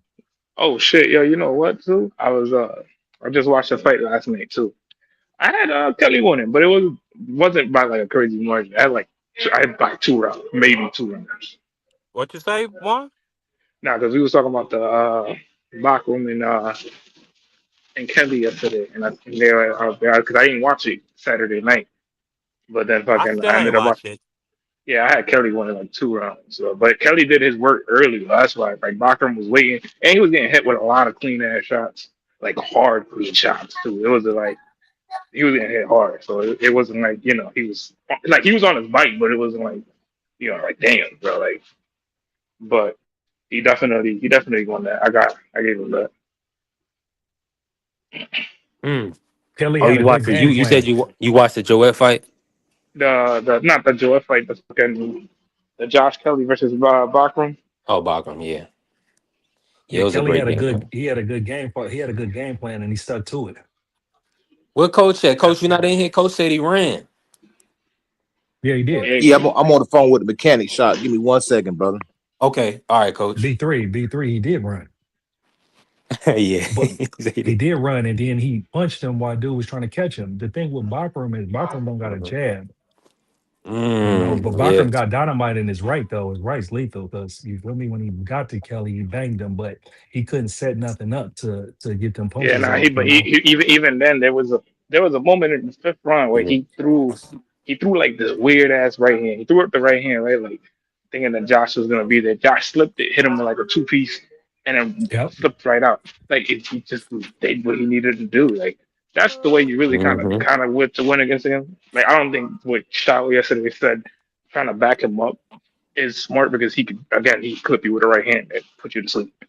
But Yeah, like he clipped Kelly too. So it was like he had the right game plan for him and he ran, but Juan gonna pull a he shower ran out in the the way in comments. Come which on up, shower. come on up, shall we? he got the wind out. He looked like food though at 154 Yeah, he No. definitely. I Yeah, think. I against think he anybody definitely. else. Please. I Let think. me No, I ask. think. I think he gets dismantled by Boots because Boots is gonna move him. He's gonna Yeah, turn him. He gonna have him definitely confused. yeah, yeah. He don't stand a chance. They ain't I gonna make think that dude fight. gonna They're be gonna let kind of Kelly hold on to that shook. belt. Boots Now gonna let have him shook. Boots me gonna Yeah. have him shook, man. ever Who? Hey, seen. Josh Kelly? Yeah, he yeah. gonna have him shook, man. Oh yeah, He gonna he shook. gonna move. He gonna move I ain't on say that. you can't. I just wondered if you come up. Damn, bro, you Hey, do you hey. real Or filthy. I ever wanted to. I wanted to seen ask Coach fighter. something. Hey, y'all wanted to ask Coach something because it's the first time I've been on the panel with him in a minute. Hey, Coach Eddie, Uh-huh. what up, Yes, sir. OG? Hey, with the Shakur Teo fight, like I was saying before the fight, the first thing was gonna be range, and the second thing was gonna be lead hand. And when I watched the tape with Teo, he keeps his lead left hand down, and I couldn't even make an analysis for the fight after that because that was gonna be the issue. And sure enough, I wanted to get your assessment on that fight. Yeah, like I say, man. He beat him easy, bro. I was expecting more out of To, to be honest. Cause me right now, I'm at a point. I just want to see good fights, man. I don't like one-sided fights, man. Even with the Bud and the Errol Spence fight, I didn't like that fight. It was just one-sided. I watched it once and I never watched it again. I wanted a classic, and we hadn't got too many classics. If we do get classic, we don't get a rematch. But to answer your question, Shakur just disarmed that dude, man. Just embarrassed him, outclassed him. It got to the point, like I was saying, and it was late, so I'm not gonna say it was a good fight, but I wanted Shakur to do more because I felt like he could do more because he had a punching bag in front of him. And I understand a win is a win, and he looked good doing it. But I did doze off, I think, in the ninth or 10th round. And I'm not saying it's because of it could have been because the fight did come on late, but it Nah, was became. nah. He listened It to his was coach though, Coach Eddie. He listened to Yeah, his I it was it understand that. grandfather. was it was Hey, rinse and repeat, Coach. That's yeah, why it was boring at the end. it looked the same, man. Everything looked the same. It's like he could have did more. Like Keyshawn would have stopped To, and I Most know definitely. Keyshawn and Shakur they're two different fighters. But yeah, there's no doubt in my mind that Keyshawn would have stopped him without a doubt. If Yeah, that fight probably been Yeah, stopped in the eighth or ninth round, I don't he would even have think stepped he on him. would have. Yeah, I don't think he would have knocked Tio out, but I think Keyshawn would have kept peppering him. Like Shakur wasn't really peppering Tio. He was walking him into a lot of shots. He was consistent with his jab, but Keyshawn would have kept hitting Tio until he busted something open and he forced the doctors or his daddy to throw in the towel or the referee to stop that stuff. yeah. I mean, the I think thing Because is, Shakur would Tio have a put him bleeder. down. I mean, I think Keyshawn would have put him on the canvas probably Keyshawn a would have put couple him times. down Absolutely. He would have put because him look, down, man. look, Shakur didn't throw I more mean, than but two when you think punches about it, at a time against T.O. Sandor Martin put him down a couple times with just clean check right hooks from the southpaw position. And Shakur knocked him down in the sixth, but they called it a slip. He did the same Sandor Martin check hook in the Yeah. sixth. It wrapped around his head. They called it a push. Yep. But the thing is Keyshawn sits on all his punches and he throws more than two punch combinations. For some reason, Shakur's game plan today was just one punch, two punch, because he threw three and four punch combinations against Cepeda and Patley. For some reason, he But just decided to not give T.O. you anything. gotta remember, Blaze, them hands. Those hands are not Yeah, too durable. So it's different, and that's what you saw with Floyd Mayweather. yeah, Floyd Mayweather had to change up his style. yeah, He couldn't throw that too much volume. So a lot of what Floyd was doing was reactive later yeah. in his career. Yeah. I thought Shakur might have had something wrong with his left hand the way he wasn't throwing it because it was crazy when you watch the tape. There's clear opportunities there, and he just don't take them. That's what we said about the De Los Santos fight, isn't it? Yeah, but I think it's just the left hand though, honestly, because that's the same thing he did in the De Los Santos fight. He just Blaze. led with the jab. I don't know, bro, because I had my hands Should was. Shakur go up a division in your opinion? Do you feel like he should go fight Haney at 147? If he do, it should be no rehydration clause. I don't, I Thank don't, you, I don't thank respect you, that. You can't go up and challenge the champion at 147 and try to put a rehydration clause on it. Why even say that? You're reigning champion at thank 135 and you. 140, and you're talking about fighting people at 147 and putting weight clauses on them. And not only that, was even worse is what he said to Conor Ben. He said, "Hey, you put the weight clause on Eubanks and making him half dead. So you want a weight clause on Conor Ben? You want him half dead with your skill set?" That shit ain't that. I don't respect that. That's why with me, it's like I like Shakur in the ring and his skill set, but I don't stand on nothing he be saying outside the ring because he be everywhere. Like real talk. Like I That's can't pretty stand much on him. no. That's pretty much what I be saying. Like Like he, to the he and T. he screamed that right after his biggest moments. Hey, come in here in 147 with a rehydration clause. I'm like, what? Mm. Like you could have just kept that to yourself. He's reigning champ at 135 and 140. So you're gonna hold up two divisions to go fight a Three. drug cheat and bring somebody down Bruh, and you got two two smoked two down there at two divisions. 140. You He got got Dalton all Smith, yeah, who just came off beating Matias in New York City. Puerto Rican yeah, star beat him after that. You got Keyshawn, your former or I still think they friends, former yeah. stablemate. You got Hitchens, another cat from out there in New York, former friend. I mean, who's the other boy they got? Antoine Russell. Like, what are we talking about? You talking about you gonna move up and put rehydration clauses on the Let these champion? guys hold on. I'm gonna help you out a little bit. Nah, you don't gotta A help lot me of out. these guys that you name and they need to unify the titles. Um, do something. Shakur Stevenson is at a different echelon right now. Man, you see that? Let's That's just keep that. it 1,000. Hold on. It's not even that. It has to make sense. We just lived through Devin B and Brian Norman Jr. and people literally saying that wasn't even a real fight. They were complaining because it didn't look tough enough for Devin Haney. What the hell did that fight with a two-time lineal champion look like for Shakur? He smoked Man, them. It was man, so what be I'm saying is serious. this. What I'm saying is this. I get Styles make fights, all that in the third. You want to see the fights. I get all that, right? At the end of the day, what's going to be the most impactful for the sport and for Shakur going up for a fifth division, being the champion in three divisions at the same time, 135, 140, 147, fighting Devin Haney, beating another one of the four kings as the fifth king, fifth to first. Shakur Stevenson But needs to is go to Devin Haney 147. gonna take a P3. rehydration clause? Yeah. B3, No, that fight is the fight I want to Exactly. see So the what I'm most, But but see, it's no now, rehydration clause. I mean, No but rehydration clause. we gotta also remember though. This is all speculation. They asked him if Devin Haney was to be like, let's fight. He said, yeah, I would have to put a rehydration clause. Again, y'all forget he's not a big guy. Again, not saying that it's an Then he shouldn't excuse. be trying to challenge him. No, no, but he's saying they You offered him. can't get a rehydration clause on the A side in the champion, bro. Like yeah, how I does that But disagree with work? again, that. It don't make Yeah, sense. I right. disagree with it too. But at the same No, time too, no. but Turkey should we just give gotta, him 40 million apiece with no rehydration clause, bro, and do but like Blood we gotta, do. Right. but we gotta also remember this is different. These two are different. They're Yeah. gonna So bicker back and forth. They're gonna bicker back and forth for it because you gotta remember. You gotta remember. Even with Devin, like if Devin wants to be like, nah, fuck that, I'm not doing it, and then Shakur's gonna be like, nah, fuck that, I ain't doing it because there's no rehydration clause. Either way, whatever money they're offering, they're gonna be like, no. man, Whatever you gotta listen, no, you gotta remember this. Devin ain't taking a rehydration clause, bro, That's what and I'm he saying though. shouldn't. But that's what I'm saying. This is all speculation. This is not like saying, oh, let's go down to fucking let's go me, you, and Devin. The only reason why but the rehyd that's not speculation though, Juan. Like that's a No, demand. no. That's a This is demand that yeah, no that's a it's a this demand demand that of Shakur Shakur. got. Yeah, no absolutely. this is what this Marky. You're not. This is what y'all go missing what I'm saying to you. This is a speculation because they asked him if Devin was to offer you a fight, right? He was like, yes, I would take it, but with a rehydration clause. It would have to have something of like 10 pounds, he said. This is what he said.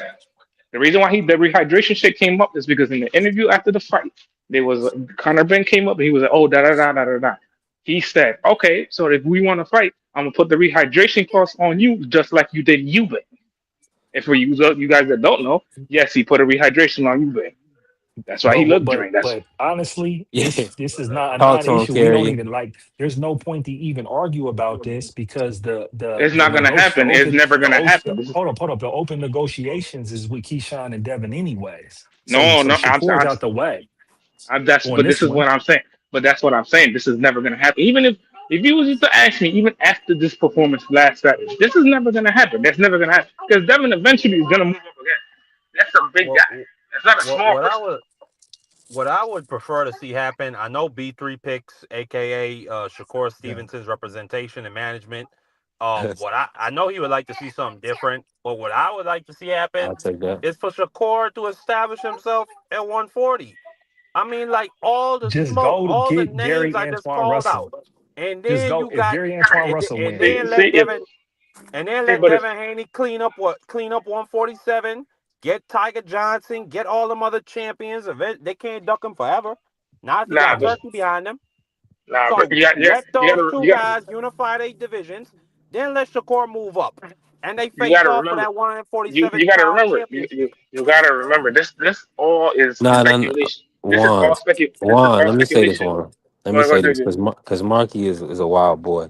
He is a wild boy Um, for that one. He he, threw you under the bus like yeah, crazy. and he really well. No, it's not even that because if I am representation, I build up a four division champion who's literally at the pinnacle of the sport, about to get multiple $1 million for a Devin Haney fight. Hmm I So say that's you you and sound. I hold make on. you sound like his Going to be representation.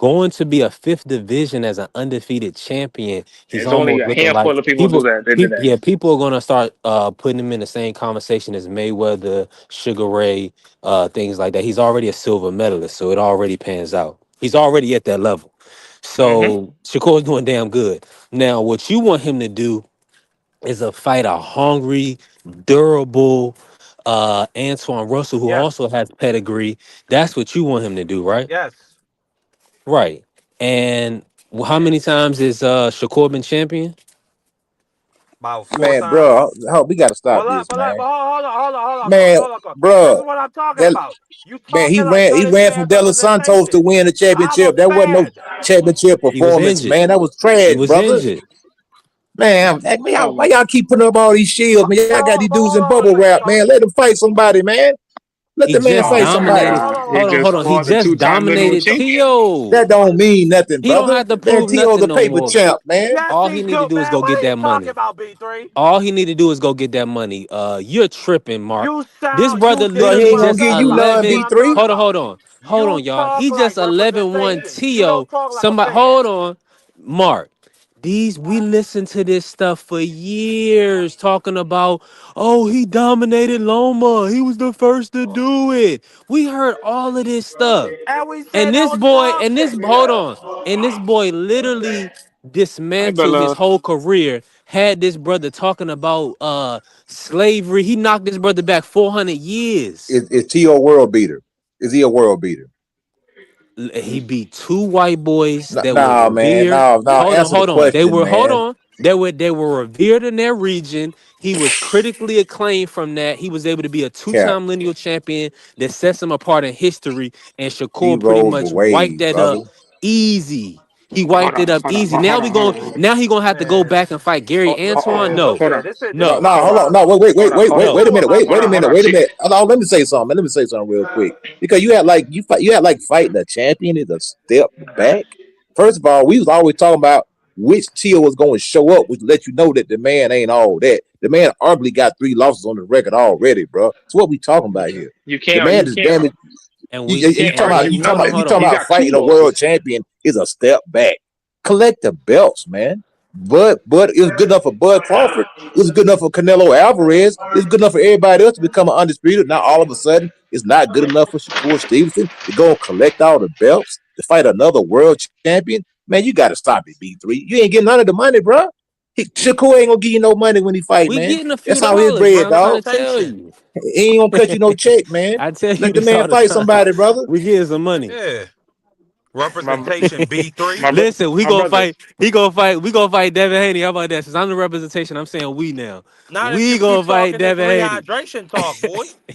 But It's Listen, negotiations. listen. Devin go and Y'all, listen. What they gonna hold on, do? What Devin hold on, gonna B, do? Hold on, hold hold on. on, What B. we known Devin to do though, Juan? I got you, Juan. What we known Devin to do? Just grease it for me. You got a few dollars for me? Huh? Don't that Mm-hmm, sound familiar? So Devin gonna take mm-hmm. a few dollars, maybe a couple million. Bill gonna negotiate it, and then they gonna get down to business and make a fight. man, Dev, Yeah, basically, Yeah, man, basically, man. Devin Let basically. me is a tell. real dog. Ain't nobody. You think? Hold on. Devin Haney has never took no rehydration clauses in his entire career. I don't have any reason to They believe never he would made it do that worth his right while. now. I'm gonna tell you. I'm gonna tell you no every day of the week until you put that money in front of me. And then I'm gonna Mm-hmm. talk to my nutritionist and I'm gonna say, "Can we do it?" And they say, "Hell yeah, nigga, we can do it. We getting it done. I We mean, getting it done." Listen, Now, see, don't you act don't like want Haney's another black man to that. nutritionist. get Don't. no money, Now you man. Devin Haney's You don't representative. want Yeah. Now you Devin you don't Haney's want manager. Russell to get no Listen, bread, brother. Oh, I would Why listen, you trying to Antoine. freeze Hold on. Russell out, man? Let him Hold get his shot, brother. on. Russell. Let that Hold on. Hold man on. eat. Hold on. Let me. You know how we? It's levels to it. Man, stop it, man. Russell has Gary. Russell needs to unify with Hitchens. We're talking. There you Y'all are go, putting. playing Hold on. Hold on. matchmaker. See, this when you No. got your Yeah. fight We in going. bubble That's what we're wrap. gonna You want to do. play Hold on. matchmaker Hold on. for your favorite fighter. Man, let Of that man fight somebody. course. He's not Of the course. best But it fighter at had to make 140. sense to you, right? Shakur is Hold not on. the best fighter at 140. He's not the best at 140. He I doesn't said need it. to be the best I'm. fighter at I'm. He's This not the what 140. I'm best doing. at He one doesn't Let need me to be put the it best in fighter at realistic 140. terms. Let me put it in more realistic terms, right? I am locked into the zone pay per view agreement. So I want. So that means so for a whole year. So if we gonna set up pay per views, out down that we're now we're talking business. Everything else is whatever you want it to be. The business side dictates Gary Antoine versus Richardson Hitchens. Man, Two Deontay guys that Wilder and Derek are one Chisora is on time. pay per Hold on. view. What Hold are we talking about? two. Deontay And Wilder's fight is on okay. pay per view. What are we And that's talking about? heavyweights. Y'all already said earlier, heavyweights run the sport or whatever the case may be. So we already debunked that. Let's get back to business. isn't Richardson And Hitchens Devin Haney and Shakur Stevenson, two multiple division champions. Don't that make sense? Don't that sound like a better pay-per-view? No, man. Shakur You versus sound like a bad manager, dog. When you going Devin. in the You can have sport, that's why we Antoine are and right Hitchens now on the because people undercard. not That's a fighting the great best co-main. Thank fights. you, We're not thank getting the Uh, best you. fights, man. put it wherever you want, That's why we in the right? predicament we're in right now. We're not getting the best So fights, man. come on, man. That's not the best fight for Shakur I think Stevenson. it's It's already not. set. It's not the best fight for Man, I'm like, and this is why I like a kid like Xander. Xander show you he got the nuts. Go straight into a title fight. 22 years old. Then he goes straight into a unification. And he not done. He goes straight to calling out Josh Kelly. Not this BS what B3 is talking about. Yeah, Shakur How's this trying to cherry disgusting? pick himself to a victory. Man, let the man fight somebody. That's what I'm saying. I'm not crowning this dude So the now best we at calling Tio a 140. cherry pick. With it Bro, I'm not 1-1. crown. Can you believe it? I'm not crowning this man. I'm not crowning this man. See, this the problem is the man get one win, and all of a sudden y'all ready to crown him the best in the division. He fought one guy in the division. That don't mean you the best. That just mean you beat him. That don't mean you beat the rest of the guys. You got to fight them, man. You got to show me. I'm tired of this fantasy matchup. Well, we already know what my fighter would have did, but we don't know what your Yeah. fighter would have did because your fighter ain't fought him. Put the man in the ring, brother. That's all I'm saying. Thank you. Hey, Y'all got Bella, this guy looking I in was bubble thinking wrap, it, man. but you know what team I'm on. But shout out to the Bella Queen. Bella, appreciate you coming in. Uh Antoine still needs the rematch with Puyo. Yeah.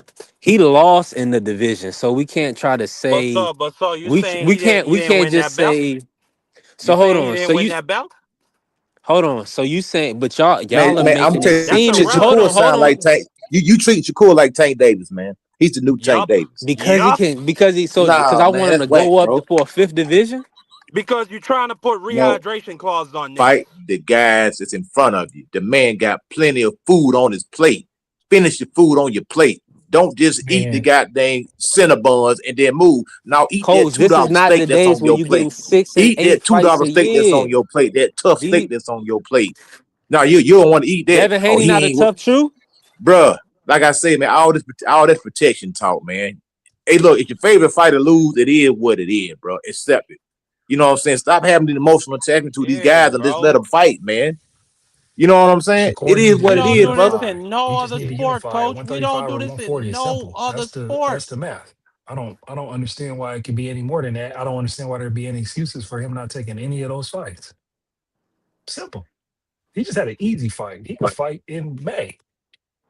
Like, what are we talking about here? So it'd be like, I don't understand how we gonna have all these reasons why he's supposed to be fighting a Conor Ben and rehydration clause and all of that when he's reigning champ at 135 and 140, and there's a whole bunch of good fights down there for him to unify, and he could possibly be undisputed if he really gunned for it. If you show But the nuts. that's just my opinion. I'm with Coach Eddie, bro. He got to fight the guys.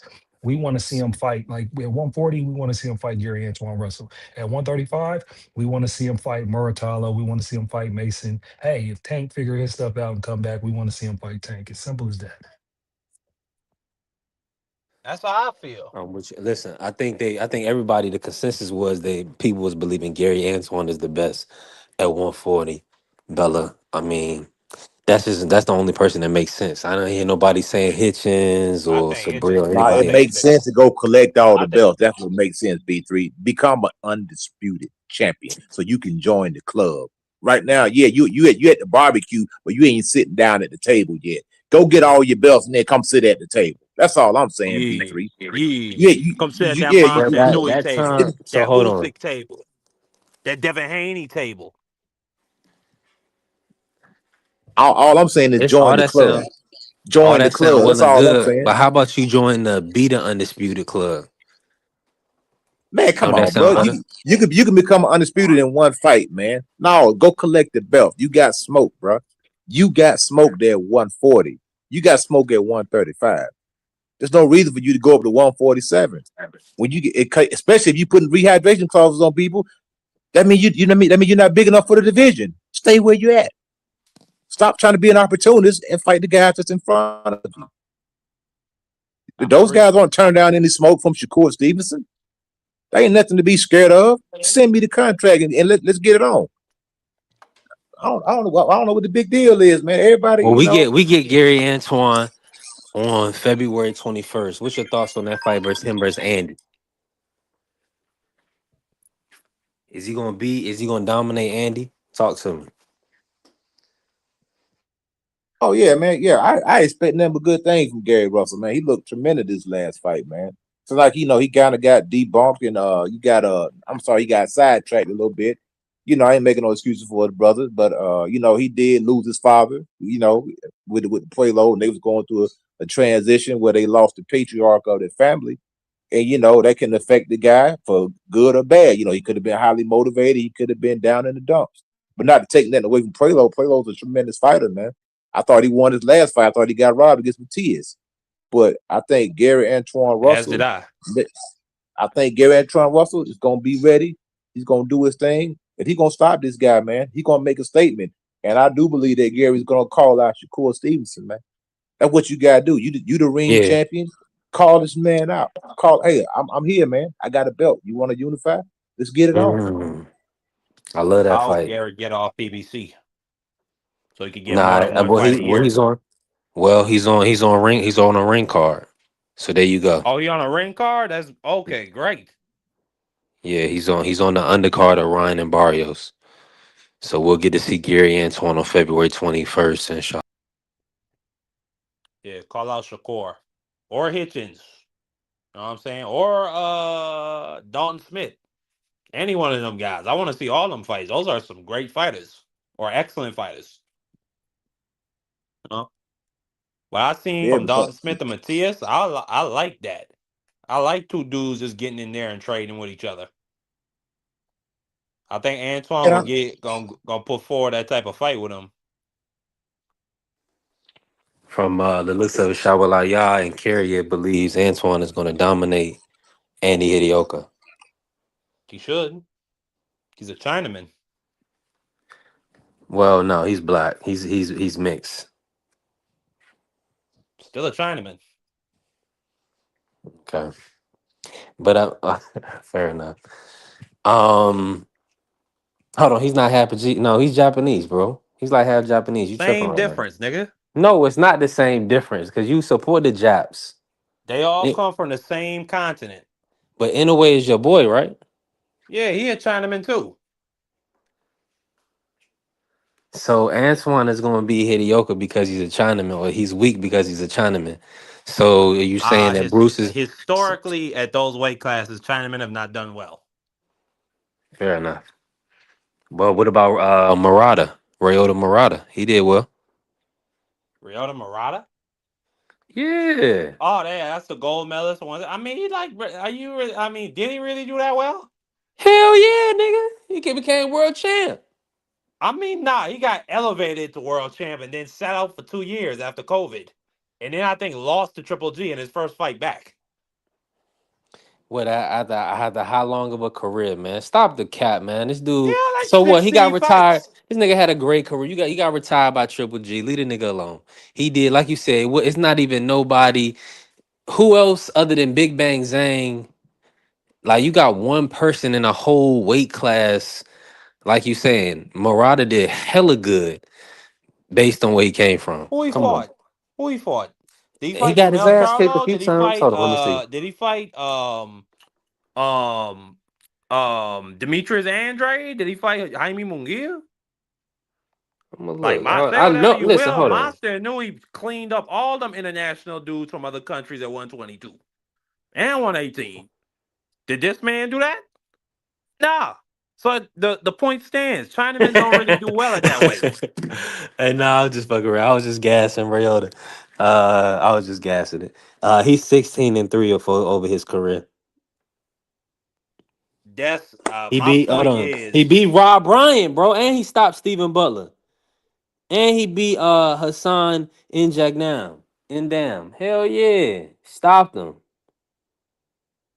Bruno Sandoval stopped him. who the hell is that? He avenged his losses. The only person he didn't get, the only loss he didn't avenge was Golovkin. But I remember that fight. I remember that fight where he avenged the loss. That was a pretty decent fight. But my point still stands. I mean, listen, decent fighter, good little fighter. But I mean, even if okay, I give you that.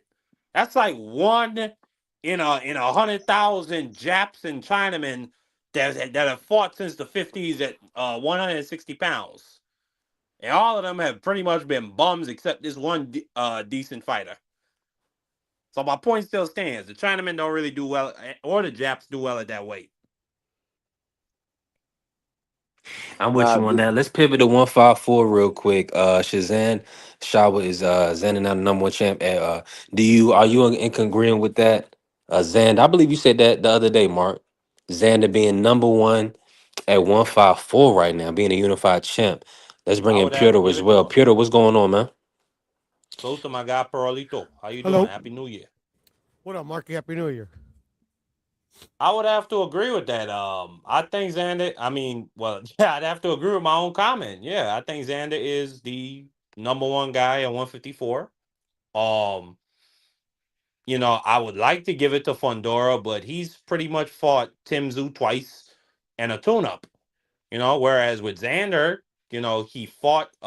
Say what you will, it was for a vacant title, but that dude he fought was tough, and then he stepped in immediately and unified. You know what I'm saying? In a great fight. So I'd put him at number one.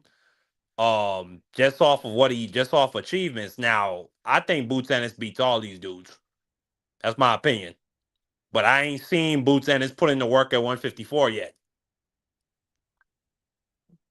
Yeah, I agree. That's what I'm saying. That's why it's so important for these guys to stay busy, man. Because you can always make an argument for the champion because he does have all the belts. But even you could take the 147-pound division. I mean, if Keyshawn Davis were to move up, he would be the favorite against Rowley. He would be the favorite against Mario Barrios, even though those guys are champions. So just because you the champ don't necessarily mean you the best fighter. You know what I mean? That just means at this particular time you holding one of the straps until somebody gets up there and it gets an opportunity to take that strap off of you. So that even with, like you said, Fondora he really been protected, man. If you really want to keep it 100, he really, everybody he fought, I they don't even put, think it's necessarily. Well, you know what? No, it is that because he's fighting Keith Thurman, so I can't yeah, even like bring he up the been a dates. The fact protected PBC fighter, don't man. got dates. Because the first fighter that kind of exposed Sebastian Fundora was Javante Clark. Well, Javante Clark got robbed. He beat Sebastian Fundora easily, and they called it a draw. That's a kid from Ohio. He outboxed him, man. You know what I'm saying? But after that, they've been very selective in who they put him in there with. Not only that, the dude I is mean, like you got to six remember six. he got put to bed. You got to Yeah, by remember that Mendoza. By straight to Mendoza bed. put him. Yeah, so they're gonna be selective. I mean, this fight with Keith Thurman. I mean, shout out to Keith Thurman. It's Getting a a payday, disgrace. man. It's a That is, yeah, disgrace. Sebastian Fundora and his team. They should be ashamed of themselves for even accepting this fight. I checked the numbers. Keith Thurman has fought 8 times in the last 12 years. Yeah, it's whack, man. And that's why I hope Keith Thurman. I hope he wins, just for the simple fact that you just out here just trying to just thinking you got something easy. I hope Keith Thurman wins because I hate when dudes do that, man. When Oh man, you got clearly Xander. upset of the decade. Yeah, Would well, that be Xander been upset of the decade? yeah, Xander been calling you out. Even they had a chance to do a little face off, and this Sebastian Fundor's sister said, "No, no, we ain't doing that." Man, if you don't Damn, get how my little you sister gonna seen your tell me what sister I'm doing? outside? Man, Golly. move out the way, little sister. I'm having this face off right here with this guy. You know what I'm saying? How my little sister gonna tell me what I'm not doing? So yeah, I mean, Xander want to fight that dude, man. Ain't nobody running for no Sebastian Fundora. He's food. You can't miss him. Get it? His Ain't defense Fundora a trash. Mexican? Get in there, Pearl. Actually, Oh he's a no, Cuban. oh, my bad. Go ahead. He's Cuban. He's goddamn Oh, my moonlighting as a apologies. My Mexican. apologies. See, a lot of people don't know that he's a Cuban fighter. Well, no, he pretty dark. He pretty dark. I believe Yeah, it. he's Cuban, but you know what I'm saying. I think his mom is Mexican, and his dad is Cuban, or one of the vice versa. But he is pandering to the Mexican side, just like uh Shakur was pandering to the Puerto Ricans, and the Puerto Ricans they rejected him. They said, "No, we don't want you. You go on and stay on your side." That's exactly what they told him. Stay on your side. So it is what it is. That shit really crazy because Shakur been fighting for a while. I mean, I remember, or he been representing the Latin side of himself for a while. I remember Top Rank tried to have him as a cover athlete during Latin American History Month, but they never like or let me just speak for the Puerto Ricans on my island. They don't fuck with Shakur like that, and they never have. But Xander, Coach Eddie, I'm Oh yeah, telling you, it's Xander. Xander mania out here on my island. I We believe 90 you. miles away from Puerto Rico. Every restaurant you go into, every hairdresser you go into, every Puerto Rican barber shop, They got Xander posters up, and they were talking about the fight this weekend. Yeah, they're not rocking with Shakur. Shakur just represent New Jersey, He a man. tether to them. He a tether. Just rep Brick City, man. It is what it is, bro. You know what I'm saying? I mean, hate the Camacho, the Puerto Rican, they represented him. They represented, of course, Tito Trinidad, Benitez, all those guys. They can rock behind them guys, man. But they don't want you, cosplaying. I mean, I know your dad is Puerto Rican, but they don't look at you like that, bro. They look at And you you as remember a Cotto? dude from Jersey, man. Yeah, Yep. Miguel Cotto. You from Brick City, man. So represent Brick City. That's all I'm saying. To be fair, he hasn't really represented Puerto Rico. Like he has that patch, but he really doesn't like. I don't think he panders to the Puerto Ricans, so I don't think the Puerto Ricans got no beef with him. But a lot of people, on YouTube be like, oh yeah, like he's like tries to use the BVO called Puerto Shakur Rican side or whatever. Sanchez. Yeah, because he had the flag. He came with the Puerto Rican flag, and had, what's nothing wrong with that, man? No, you're a grown man. You do what you want to do. Your Yeah. father's Puerto Rican. Hey, that's what you want to do. It is what it is, man. But I guess, like you said, they rocking with Xander right now. You know what I mean? So They love him to death. that's because he actively represents that. Like talks in Spanish, has fights in Puerto Rico. Yes, same thing. Like it'd be like Ryan Garcia. It'd be like Ryan Garcia trying to represent Mexico. They're gonna reject him. Like, man, you ain't Mexican, man. Just get out of here, dude. You don't even speak Spanish. It's the same thing, man. That's a bit more complicated, but I mean, like, I hear you. But I think they were trying to you remember pretty much Ryan did tether off of Canelo. They were having, but that's when he really went viral, when he had them knockouts on Canelo's undercard. So it was the Mexicans that kind of gave him his push. Well, not to be too technical, like there's the Mexicans that Mexican nationals, and then Mexican Americans. The way they kind of like embrace a fighter is a bit different. But in general, Mexicans, if you give them exciting fights, they don't give a fuck. But like that's one of the fun things about the Mexican Civil War between Chavez and De La Hoya.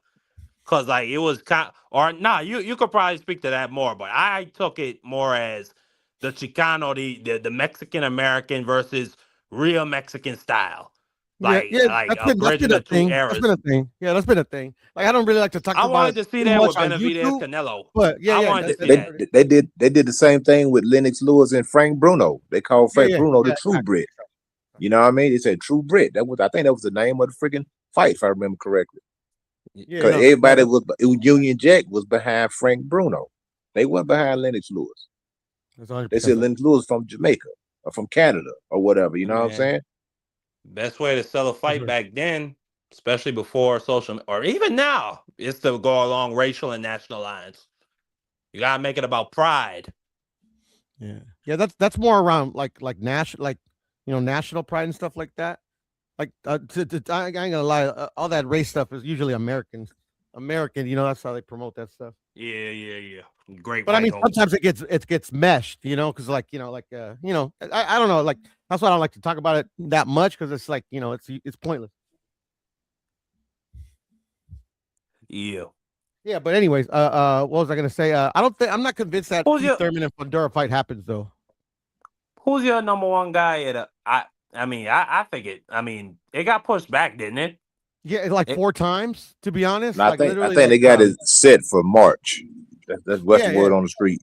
Yeah, but that's the 4th time that it's like literally been set. Like shit, tickets I think have been sold a couple times for the fight. I personally think, I don't know, like Keith Thurman has something contractually obligated to him. That's why they keep trying to make that fight. But like literally, like there's something wrong. Like literally, he gets injured or somebody else gets injured. Like I mean, like to me, it's not a coincidence that I think he owe Al Heyman money. I think he owe Al money. Al want that fight the other way around, network. Bro. It might be, bro. It might be, but I because just think if he owes Al money, why would Al do him a favor but keep trying to get him a title shot he don't earn? I mean, he don't, like, literally. You get what I'm saying? And a fight that nobody wants to watch. I think Al Heyman just don't got nothing else to throw at the PBC Prime. I think Tank done. We hear about Charlo coming back. but I'm not. I mean, I'm not betting on that. That's a good point. I'm not gonna lie. I mean, That's a very good point.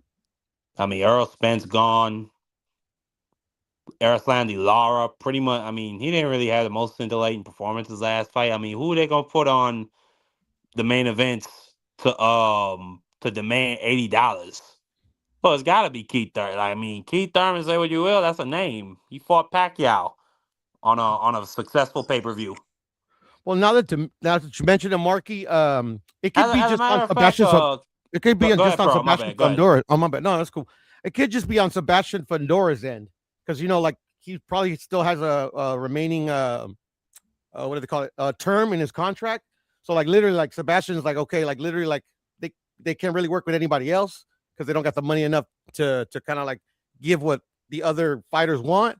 So I need to finish out my contract though. They'll sue me, So like literally, like okay, I'll just give me a fighter, man, so we can get this show on the road. And they do have Keith.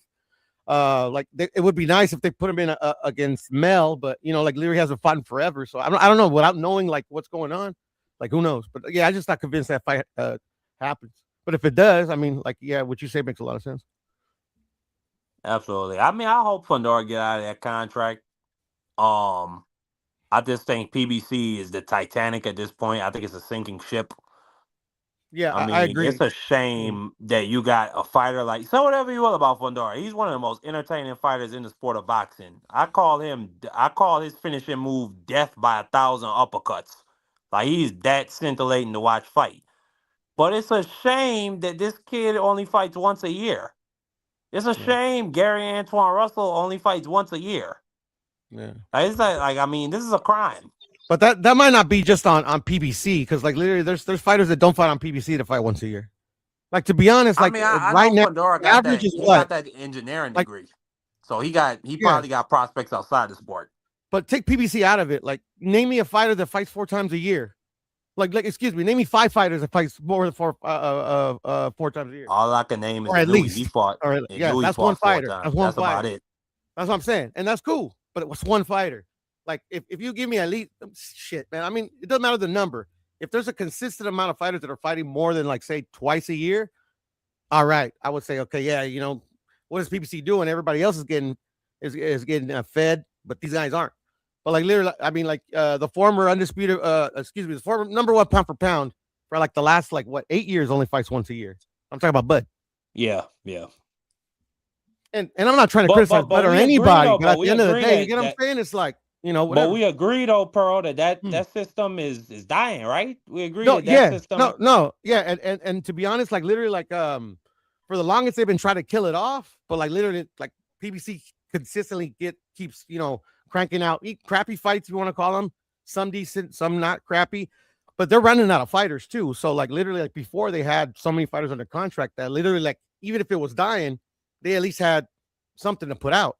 Yeah, man, I just think there's like they're stable, and then they're before like if you're under contract, they don't let you fight anywhere else. And you could just see, like, I think maybe I started noticing with like Stephen Fulton, where like literally like early, like maybe I would say maybe 2 years prior, like Stephen Fulton would have never fought Inoue in Japan.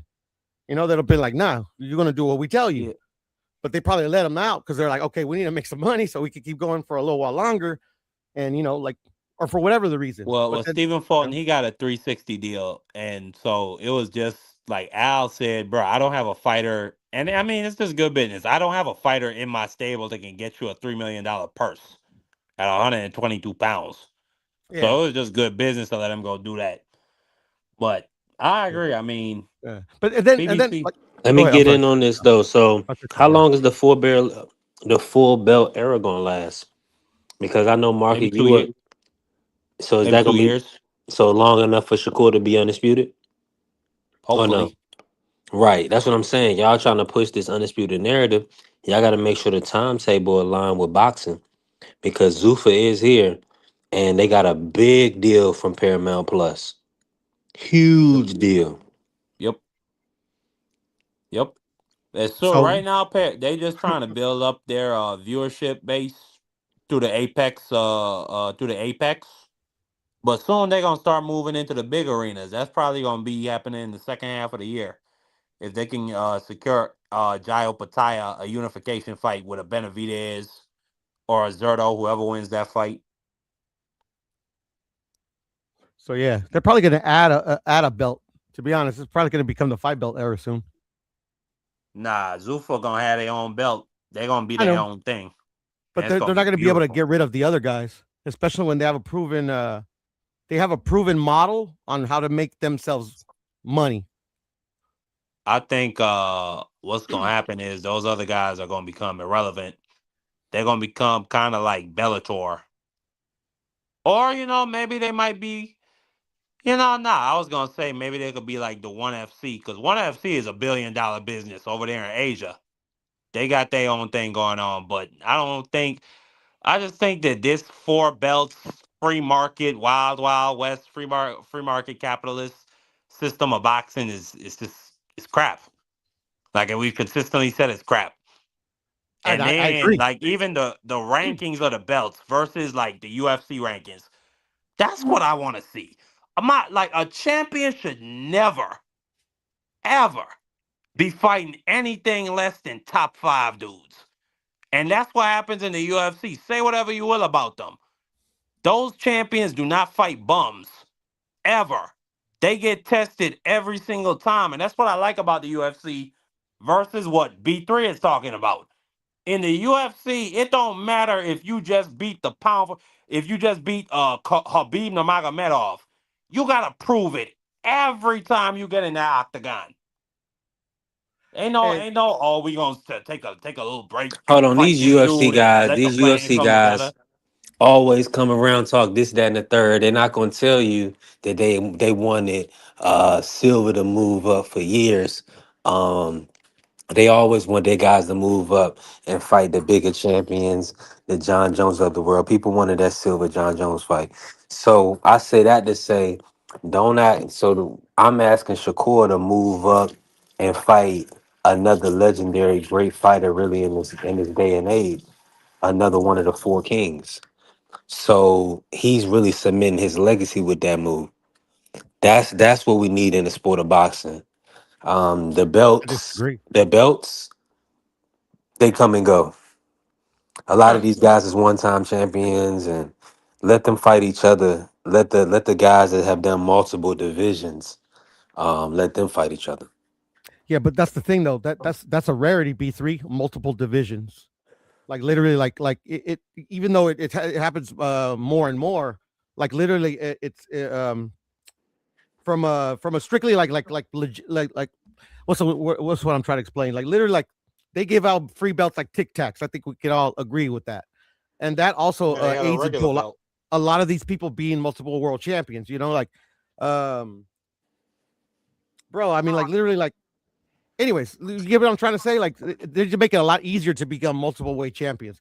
But at the end of the day, like throughout history, like it's difficult to become a one weight champion. It's becoming a lot easier. What I'm saying, I think it was Coach Eddie that was mentioning it before, bro. Like these guys got literally like a lot of these guys, like I don't even think it's the fighters. I think it's the promoters. Like literally started seeing like the legendary things that like certain fighters did, like Roberto Duran or any multiple weight champion, and started to like literally move their entire careers in that aspect. Like literally, like we're putting the label of like best boxer, or like the pound for pound, like, oh, this is the best boxer in the sport right now, or he's number 2, number 3, and he Still, literally hasn't proved it in at least one division that he's the best. Like literally, like you got fighters like Shakur, To. A lot of these fighters that literally like jump weight classes and literally fight 1, 2 dudes, and like, okay, I'm done. I'm done with that weight class. Like literally, I was the best there. I'm like, no, you weren't the best. Like literally, you fought 2 guys there. You can make an argument that you're one of the best, but fighting 2 of the top guys in that division doesn't make you the best. I'm with you on that. So it's Now, just I'm preaching to the choir to myself, and to other people that, but yeah, but I agree with the frustration of most fans. It's like, it's like, so yeah, what do you man. want to see next from Shakur, Peter?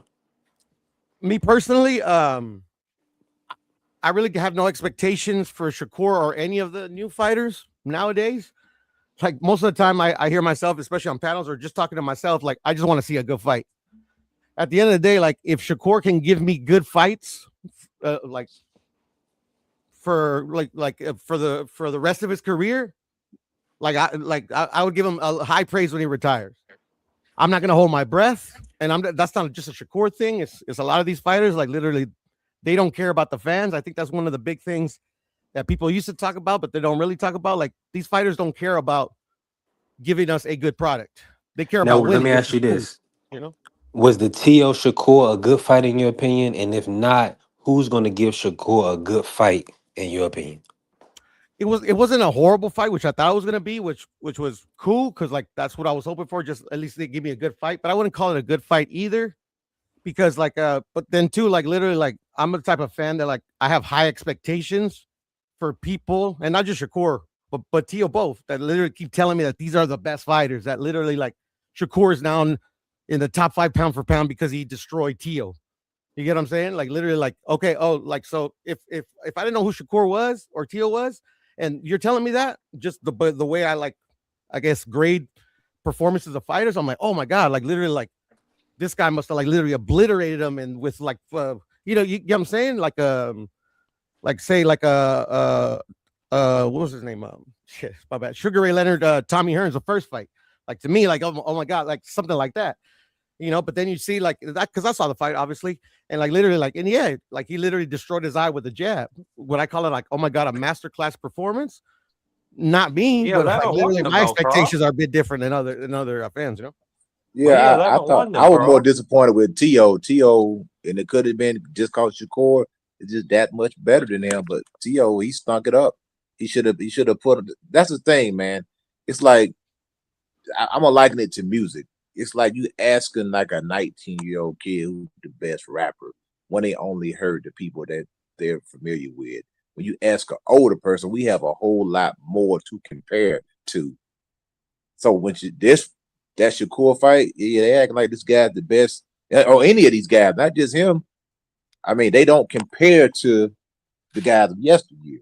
I know that's not a fair comparison, but even Tank Davis said, "Man, these guys today are nowhere near the type of dogs these guys were back then." You Yeah, he know, one of and, them.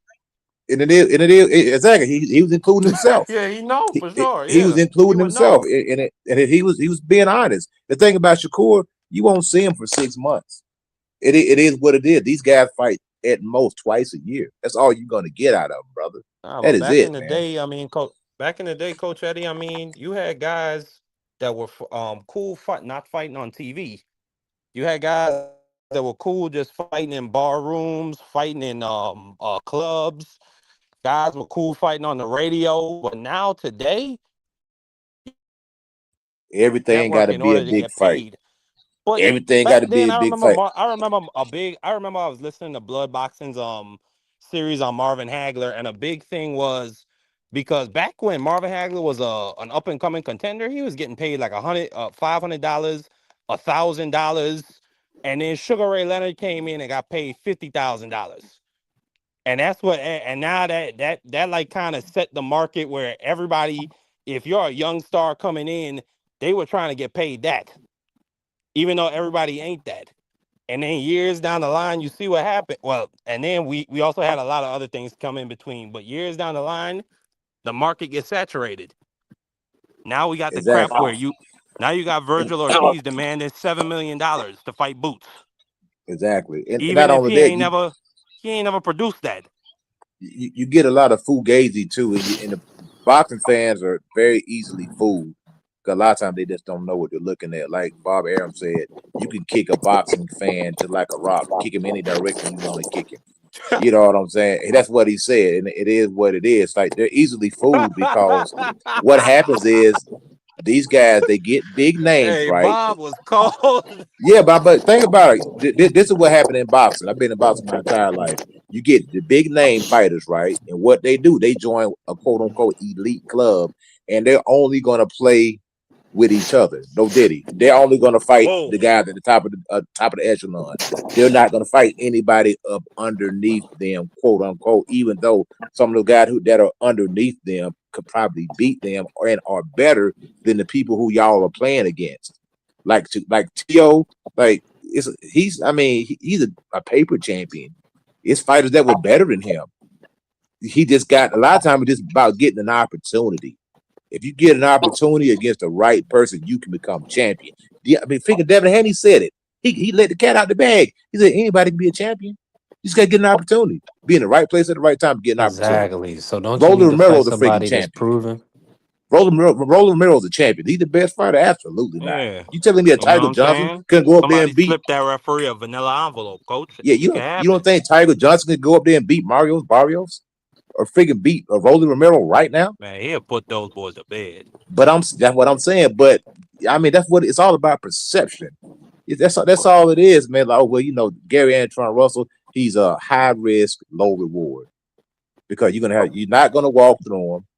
He's gonna fight you like a junkyard dog, and you're not gonna be able to do what you want to do. And it is what it is, man. But stylistically, that's the best fight for Shakur because the contrast of styles. Can y'all hear Like me? Is my audio coming through? like with Tio, Shakur was so much better than him. Not only that, he was the bigger fighter, he was the smarter fighter, he's the better fighter. He was the better fighter all around. I think the only thing that maybe Tio had on him was some athleticism and some speed, but timing I don't even beats think that. speed.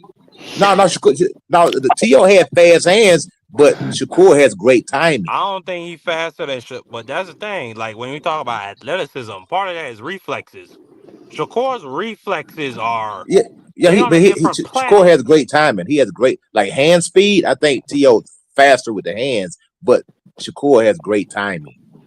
He punches in between your punches. It's like you said, his reflexes are great. He can stand there and look at your punch and just get out of the way and time you. And that's what he was doing with Tio. He was timing him. Because Tio was throwing fast punches, but Shakur seen him. You know what I'm saying? And he timed him, beat him to the punch every time. I mean, he outclassed the guy. Don't get me wrong, but like my man said, it was rinse, wash, and repeat. No, every round looked exactly the same, and that's what you want drama in a fight, man. At the end of the time, I seen better fights on Pro Box than that fight. Now that fight was contested on quote unquote a higher level. I'm going to say that quote unquote a higher level, but as far as the entertainment value, I seen better fights on Friday Night Fights. I seen better fights on Tuesday Night Fights. Freaking Mickey Ward versus Zab Judah was a great fight.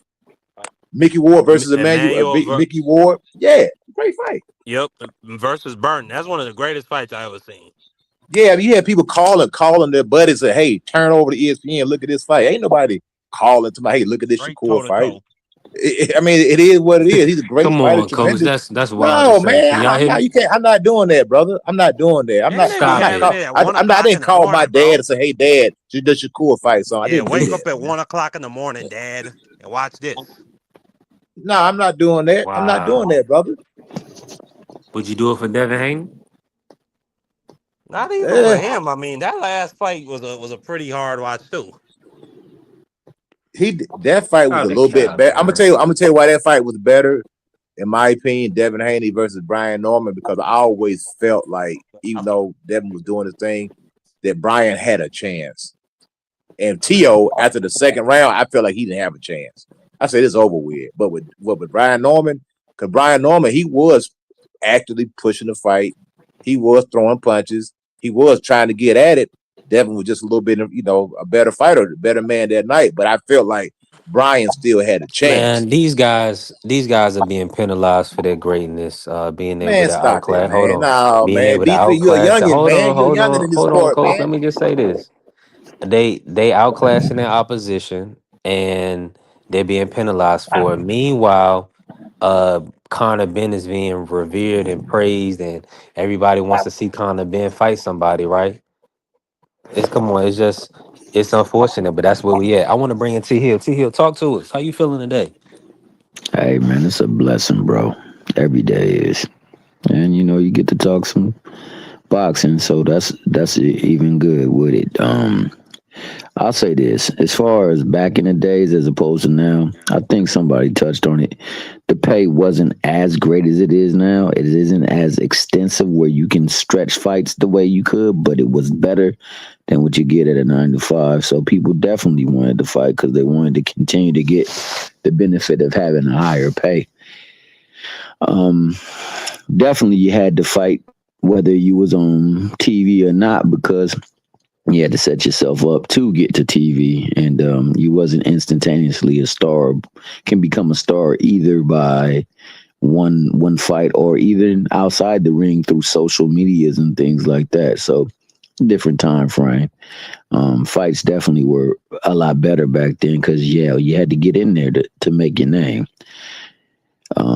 There was no, I mean, this is for all sports. Imagine Allen Iverson with social media.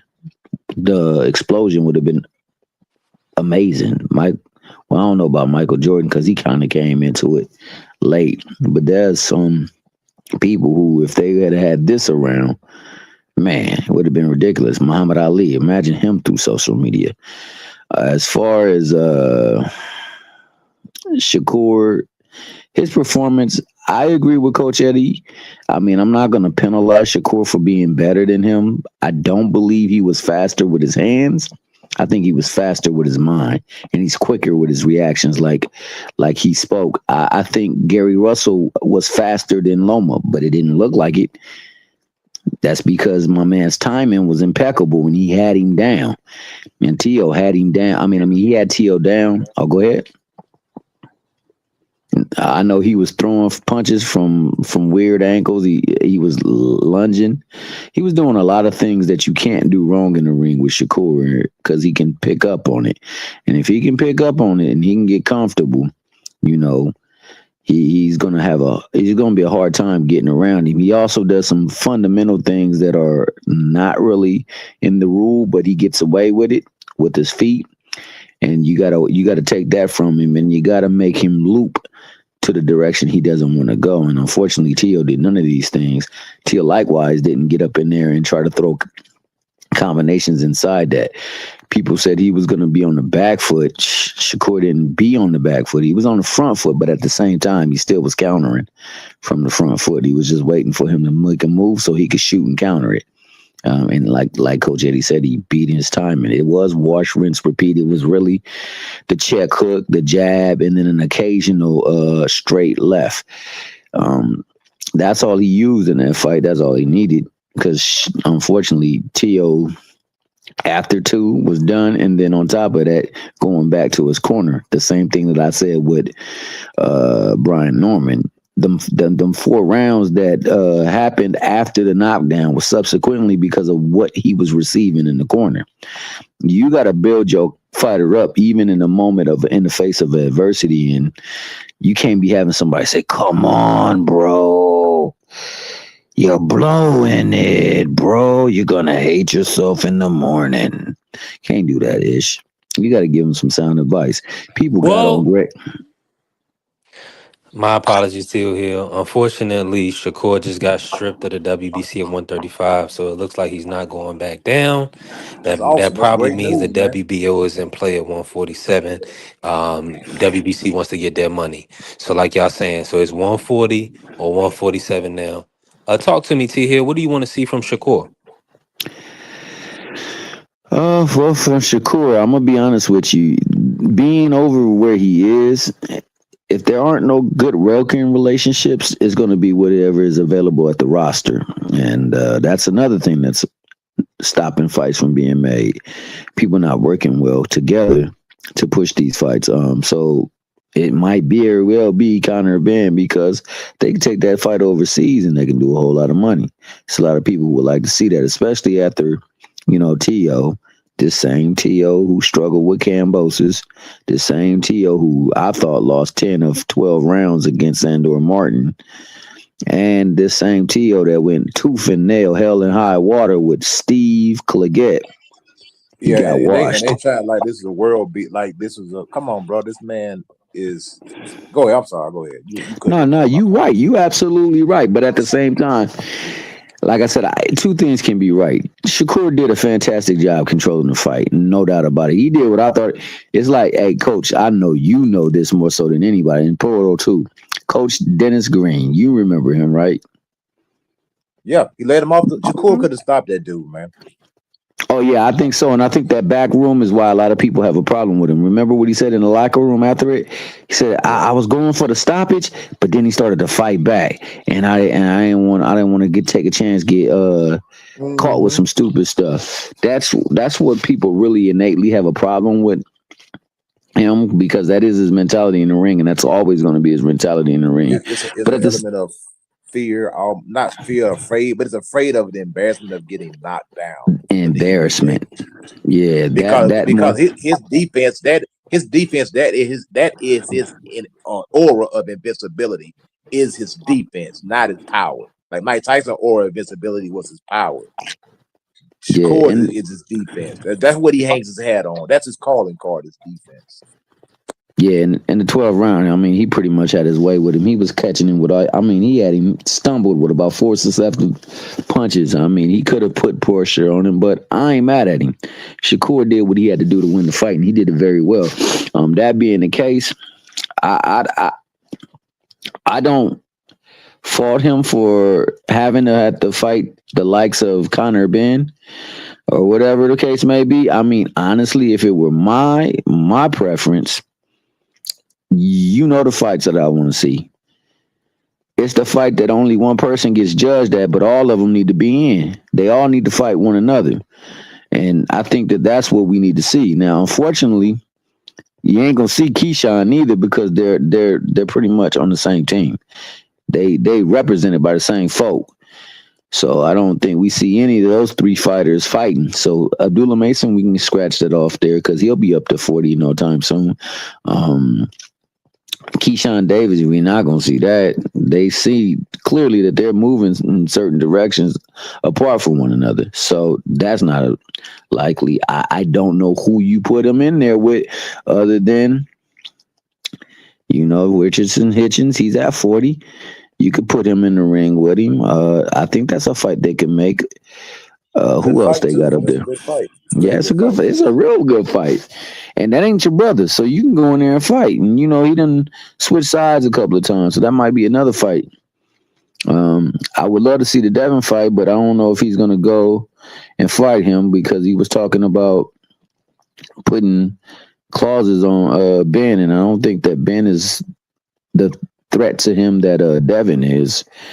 But I just want to I see. think they're different reasons. I think they propose different challenges for Shakur. Like Ben, I think with him it's more of relentlessness and power and size. Correct. Because that's how you have to fight. That's how you have to fight a guy like a Shakur. You have to be able to apply a lot of pressure. And you got to be able to punch, and you got to be relentless. And, Now, and, and Cepeda kind of showed a blueprint, but Cepeda did not have enough ammunition and firepower to really abolish Shakur. for But sure. if Zepeda was like a really, really sturdy puncher, that would Yeah. have been a very different outcome, because he was able to implement a game plan that worked for him. He just didn't have enough power to really abolish Shakur. Yeah, and Cepeda, I thought lost both of the fights with what's his name, Tevin Farmer. I thought Farmer beat him twice, but you know, I think in those fights it showed that even though he can hit you a lot, they don't have that concussive power, or that shocking power, or any kind of thing that would be a threat. So you're right about that. I think that if there was some heat coming behind those punches and he was getting hit by it, would have had a different effect on Shakur. But Shakur also slick in there. And I mean, he puts his leg right there for you to have to either go around it or slide inside of it, and that sliding inside it slides to his dominant hand. So I mean, he's doing some slick stuff over in the ring. You got to be slick too. And I think that's why Richardson would propose a different threat, because his height, his reach, and his boxing ability. And most of the time, I'm not trying to make it a racial thing, but most of the time, it's the black fighters who gonna give you the harder fight. When you put two black fighters against each other. For the vast majority of the time, that's when you're gonna get your harder fights. And And I think Richardson, he can, with that jab he got, the movement.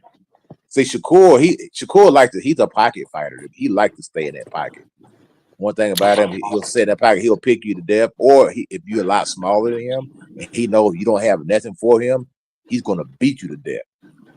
Now, absolutely. But if you got something for him, he's gonna be very cautious. He's gonna be very alert, and he's gonna do whatever he got to do. But like what he did with Jamel Herring and all those smaller guys in the weight division, he stepped to them guys. He beat the life out of them guys, man, because he didn't have anything to worry about. With Hitchison, he's a different animal, a little bit different. No, absolutely, and like you said, the fact that he was worried about being embarrassed when he's dominating the fighter, that's something that can pose a problem if they're in the ring, causing him to feel that way as well too. I agree with you. I think also Gary Antoine Russell, I wouldn't mind seeing him in there with Puello, and definitely Sandor Martin. Like, there are options at 40, because like you said, since he's not going back down to 35, there are options at 40. Unless he's champion in recess, and then he can operate that way. But I don't think I want to see him go back to 35. And I think that the new guard, the new regime, is going to go over there and start battling for the hardware that way. So it's north of 35 for the rest of these quote unquote fighters that we have been dealing with for the time being. But I think that there are fights out there that can be made. I'm not mad at the Conor ban, because it is something that can pose a threat. Do I think he beats Shakur? Nah, I don't think he has it upstairs to beat him. He would have to either put immense pressure, like Coach Eddie said, or he would have to find a way to get around some of the things that Shakur does, and I'm not sure he does that. I ain't mad at Shakur for saying, "Hey, look, I want to enact what you call it, A rehydration clause. Yeah, a clause. Yeah, because only because of this. You wanted Connor. I mean, you wanted Eubanks to fight you with a clause. He had to fight him with a clause. So you had a depleted man in the ring, and you went and it took everything you had to get that dude up out of there. Second time around, he did a much better job at it, but I don't think it was a better weight cut for him the second time around. But you can't be mad at him for wanting something that you also wanted to fight under. If that was the case, you should have let that man come in the ring without no weight clause and let him come in whatever he can make. But other than that, man, I'd rather see Sandor Martin. I'd rather definitely see Puello or You want to see Shakur Russell versus Sandor Martin Yeah, I wouldn't mind that. I think Sandor Martin is a fantastic over the fight. Devin Haney fight? Well, that's a different division. If he gonna go up there, then hell yeah, I want to see that Devin Haney fight. Him and Devin Haney, big money. No clause though. No rehydration clause. Oh yeah. I don't think I've ever heard Devin Haney say he want to put some rehydration clause on anybody. So he can't even justify it with him. So I wouldn't expect him to want to do that. And plus, you said you could beat him no matter what, and he was always the big homie, according to Bill. So let's do it. Let's find a place to meet and go and make it happen. But yeah, of course, man. If it were my way, I ain't gonna hold you. I want the fights that I want. I want them all to fight one another. But like I said, one right now is fighting legal problems. The other one is at a different division. So I'm talking about what's in his weight class, because he had one up to 47. Hell, if he go up to 47, I want to see him fight Keyshawn too. That's just me though. Yeah, I really only want to see those three fights for Shakur. I want to see Shakur fight Devin, Ryan, and Tank. I guess he should just retire after that then. Because that's what it sounds like. Would it be about 32? He'd be about 32, 33 years old. He's 28 right. He's 28 right now, man. Yeah. Hey, I'm with that too. But you want him to get his head beat in? Or just rob us, like you're saying, rob us. So we just be paying for fights where we know he's gonna win. The man ain't even in his 30s yet, though, dog. You act like this man is 36 and 37. And he ain't took no punishment at all. When did Andre Ward retire? Andre Ward retired because his freaking knee went out. That's why he retired. And don't Shakur have brittle hand injuries? Well, he can Now do he what he said wants. it's He can retire So tomorrow, and I'll be before he okay started with it. kicking that, I'm not gonna hold on, cry, coach. brother. Right, I understand that. But You know what I'm saying? before he started putting hands on Zepeda and beating Tio, a lot of people were concerned about how much longevity he had in his career based on the hands.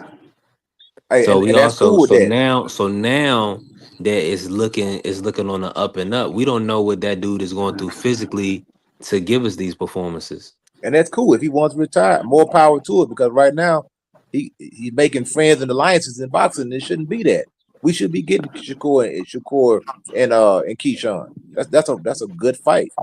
That's not your blood brother. So, like I say, if the man want to retire tomorrow, hey, farewell to you, brother. I'm not gonna lose an ounce of sleep, and the show will go on, brother.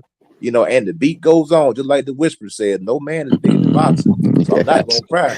Shout out I, to I the won't Whispers. shed a tear. I'll congratulate him on a great career, and I hope you spend your money and enjoy the fruits of your labor. And I'm on to the next, brother, because I'm a boxing fan.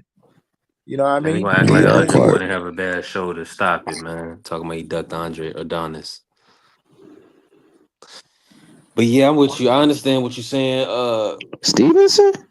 Yeah, he's saying Andre would retire That's because of Floyd. Carrier. Is that Yeah, Carrier, son? yeah. Yeah, Andre had a lot of stuff going on, man. He had a bad knee. When he fought that Kovalev fight, they were draining fluid off his knee, man. His knee was Yeah, he like the shouldn't size have of a been in. grapefruit. Yeah, he Yeah. shouldn't have been in the fight, honestly. But he fought. He pulled it out too. I mean, that was a tough. Hey, man, I got respect for him as a fighter for sure. I think he is a part of the collective, and the collective is out there spinning narratives. Oh, But he is a dog. Andre Ward is a light-skinned, smooth look dog. Don't let the smooth look fool you. yeah, That for dude sure. right there is a dog. And you can't compare the people try to compare Shakur to him and Floyd. Shakur hadn't reached that pinnacle yet. I ain't saying he hadn't got there yet. He has not shown that level of commitment to say, look, I'm going in there with a killer and I'm gonna step to this dude. Not only that, I'm gonna beat him up. See, people forgot how he dominated Chad Dawson. How he stopped Chad Dawson. Chad wasn't no easy fight back then. Chad was ultra talented guy who was knocking out a lot of people at the time. Andre Ward dominated that super He middleweight threw Bernard that super Hopkins out the ring. middleweight freaking division with the Super Six. Those guys were not any pushovers by no means, bro. Carl He Froch was in there with outplayed him. some he was in there with some killers, man. You know what Yeah, I mean? Fox was no joke. Yeah, Mikkel Kessler, Kessler, freaking Arthur Abraham, them Arthur dudes was Abram, sleeping people, man. Them dudes Chad was Dawson. no. So Andre Ward, and we seen Is Andre Andre Ward Ward step for underrated, people. coach? I think he was Absolutely, underrated and underappreciated. The level of Well, dog he was absolutely. the pound for he's pound. He was universally sought yeah. as the pound for pound best at that Nobody time. speak about him and his greatness though, man. The dude he was Yeah, fighting through adversity. He's fighting through injury. He was fighting through being. I mean, he had to pull some fights out, bro. That dude was tough. Nobody say, man. He ain't ducked nobody neither. he, Now he he was being represented by who? Jay Jay Prince. Prince. And Jay Prince got contacted for some fights, and they didn't say nothing about it either. So, like I said, man, it's who you with, and that's one thing that Coach Eddie said, man. Unfortunately, it's who you with, and some of these people, they not in the interest of putting them in the ring with other folks, or sometimes they don't entertain it. But yeah, man, he ain't had no clue about it. Came to be revealed much later on, just a few months ago, that somebody contacted him and they didn't entertain the contact. He didn't know about it, and the only person he really wanted to fight was Canelo, because they was talking junk, and he wanted to show everybody who he was. And that's just the dog that he is, man. I don't believe he ducked anybody. You know what I'm saying? I'm gonna be honest with you. He wanted to fight Triple G. Triple G didn't want no smoke. Triple Nah, he said, was. nah. He said Andre too good, too big. That's what he said. He too good and too big. At least Triple G was honest. I give him a and for honesty. He said, look, this man is too good and he's too big. I'm gonna stay in my lane. Oh, that was He good. didn't pump fake. He didn't try to make it seem like it's something that it was. He said, no, no, no, no, no, no, Dre too good. Dre too big. I stay here. Hey, I gotta respect the man honesty, man. Yeah, I ain't mad at it. I ain't mad at it. But I tell you one thing though, man. If you're asking me the fights there's only like a handful of fights that I really, really, really, really want to see. Every other fight, I'm just happy to see. But you already know what those fights are, and I add one more to it. I want to see Benavidez versus Jael Patai. I don't know if we get that because Opatai went over to Zuffa. I don't know if they're gonna party up with them over there, but I am down with consolidating the belts though. We need to find a way where we can get it. And if everybody is fighting for something, they need to be fighting under the same parameters and for the same things, and they need to be abiding by the same rules. So I would like to see that, man. Other than that, bro, like I say, if it's in the 40 division, there's fights for him. There's fights for him to show how great he is, and hopefully, they can line some of those fights up. But I agree with what Coach Eddie said. I'm not gonna hold my breath on things. But there is an opportunity for Shakur to show his greatness, and you show your greatness through adversity. Like I said before, people say, "Oh, you hating, you did." People aren't generally that good when you go through your whole career and don't have a very, very, very tough fight. You know And what I'm saying? until you have a very, very, very tough fight, you really haven't fought the guy you're supposed to be fighting Man, for. say whatever you will about Tyson Fury. That first fight against Deontay Wilder, like, that showed me the type of guy he is, the nuts to get up. And then in the 12th round, he fought back. You know what I'm saying? I ain't saying I want to see Shakur get laid the hell out, but golly, I would like to see, him getting a little bit of trouble. See how he move and see how he responds and adjusts. Yeah, and it will happen. If you get there with the right guy, you're gonna get in trouble. It is what it is. I mean, you think of every great fighter throughout the boxing history. It's always gotten in trouble in some fight. Either they got knocked down, they got wobbled, they got spaghetti leg. Sometimes they may even lost. But if you have never been hurt, wobbled, dropped any of those things, you really not fighting the best guys. Hey, what's that one foreign Because fighter? nobody's that good. Nobody's that good. What's that one foreign fighter at 40? I keep forgetting his name. That make you freaky tough too. Damn, what's his name? At what weight? At 40. At 40.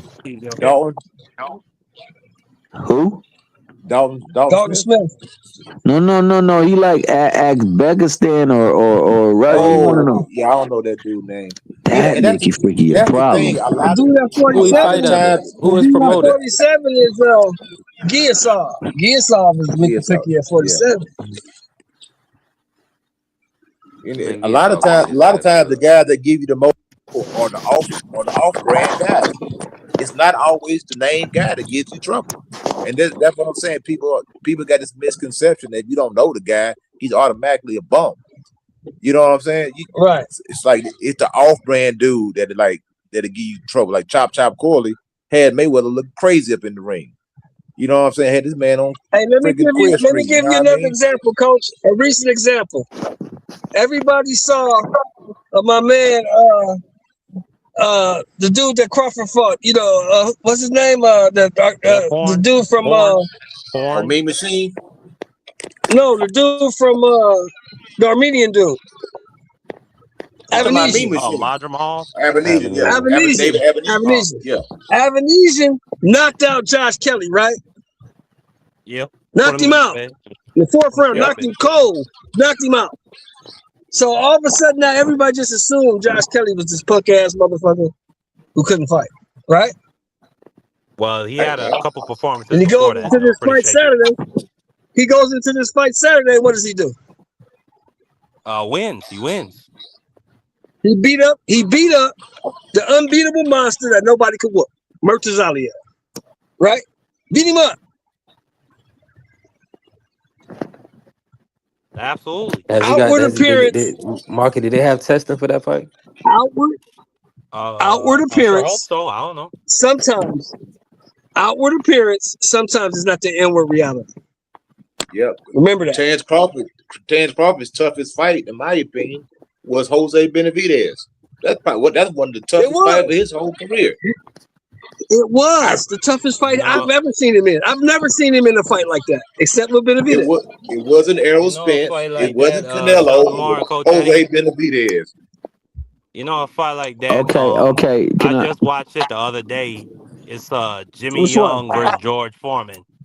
Like if you Right. look Yeah, at the Nobody two of them expected yeah. going Jimmy in the Young to do ring, shit but get knocked out. you you would think he was supposed to get smacked around, but then like he start bullying George Foreman and fucking him up on the inside. And that's why it's But important for these guys to get their opportunity. Stop trying to play keep away with the guys at the top and give these guys their opportunity up underneath you, because those are the guys that's going to push you. It's not the Can, guys, the name guys, the guys that are under you that are hungry, that want what you got. That ain't sleep. They don't have $1 billion in the bank. They're coming to take what you got, man. That's when you get your best fights. That's why I like Zoo for boxing, coach. That's exactly why I like Zoo for boxing. Because all them yep, motherfuckers over there are starving. They hungry. Artur Bayazin by what's this Mickey Free? I know his name is Artur. Artur Arthur Bayarzinov. Beterbiev. We ain't seen No, him fight nobody, T Hill. Bayarzinov. What BBO about him, salute, T Hill? bro. What about him? He's at 40. He's a problem. That dude he's a problem. He be taking people apart. He gonna be one of the Putting him to cats that bed. Putting him to bed. I mean, he break them down. There's a couple of people that stopped on the stool and everything like that, man.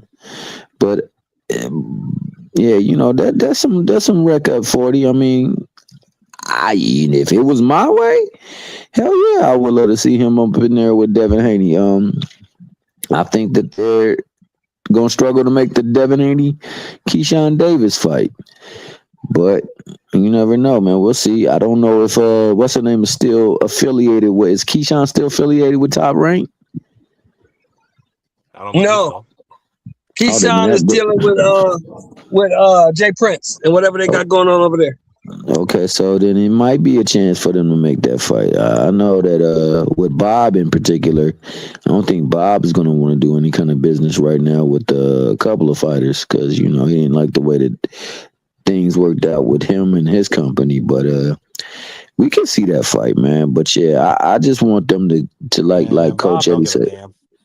Who is the I don't fight we think talking Bob about, is. T Hill?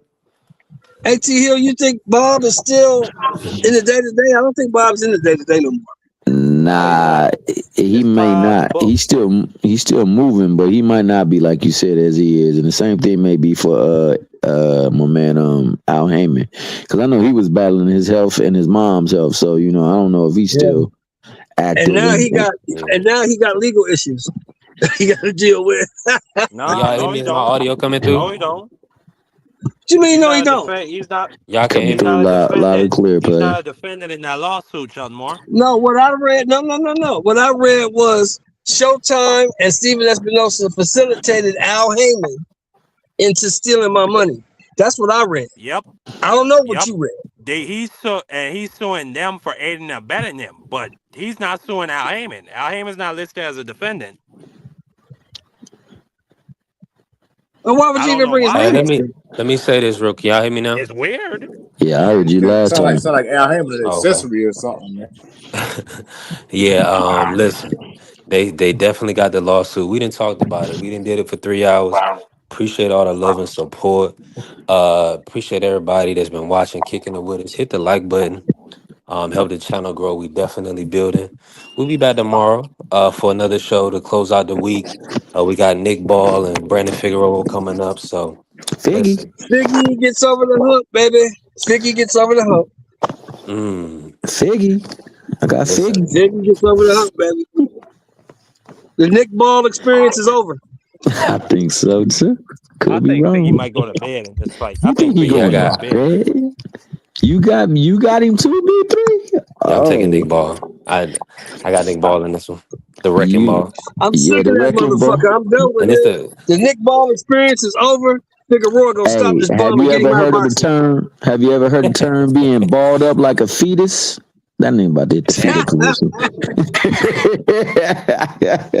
I want Hey, but Figueroa to get I this think bum it's out gonna of be here. a I'm good so fight, sick though, of for Nick real, for real. Ball. I can't stand that motherfucker. I want Yeah, I believe Figueroa to so get him too. up out of here. Hey, listen, on I that can't note, it was stand a his beautiful ass. show, man. Appreciate all the love and support from the East Coast to the West Coast.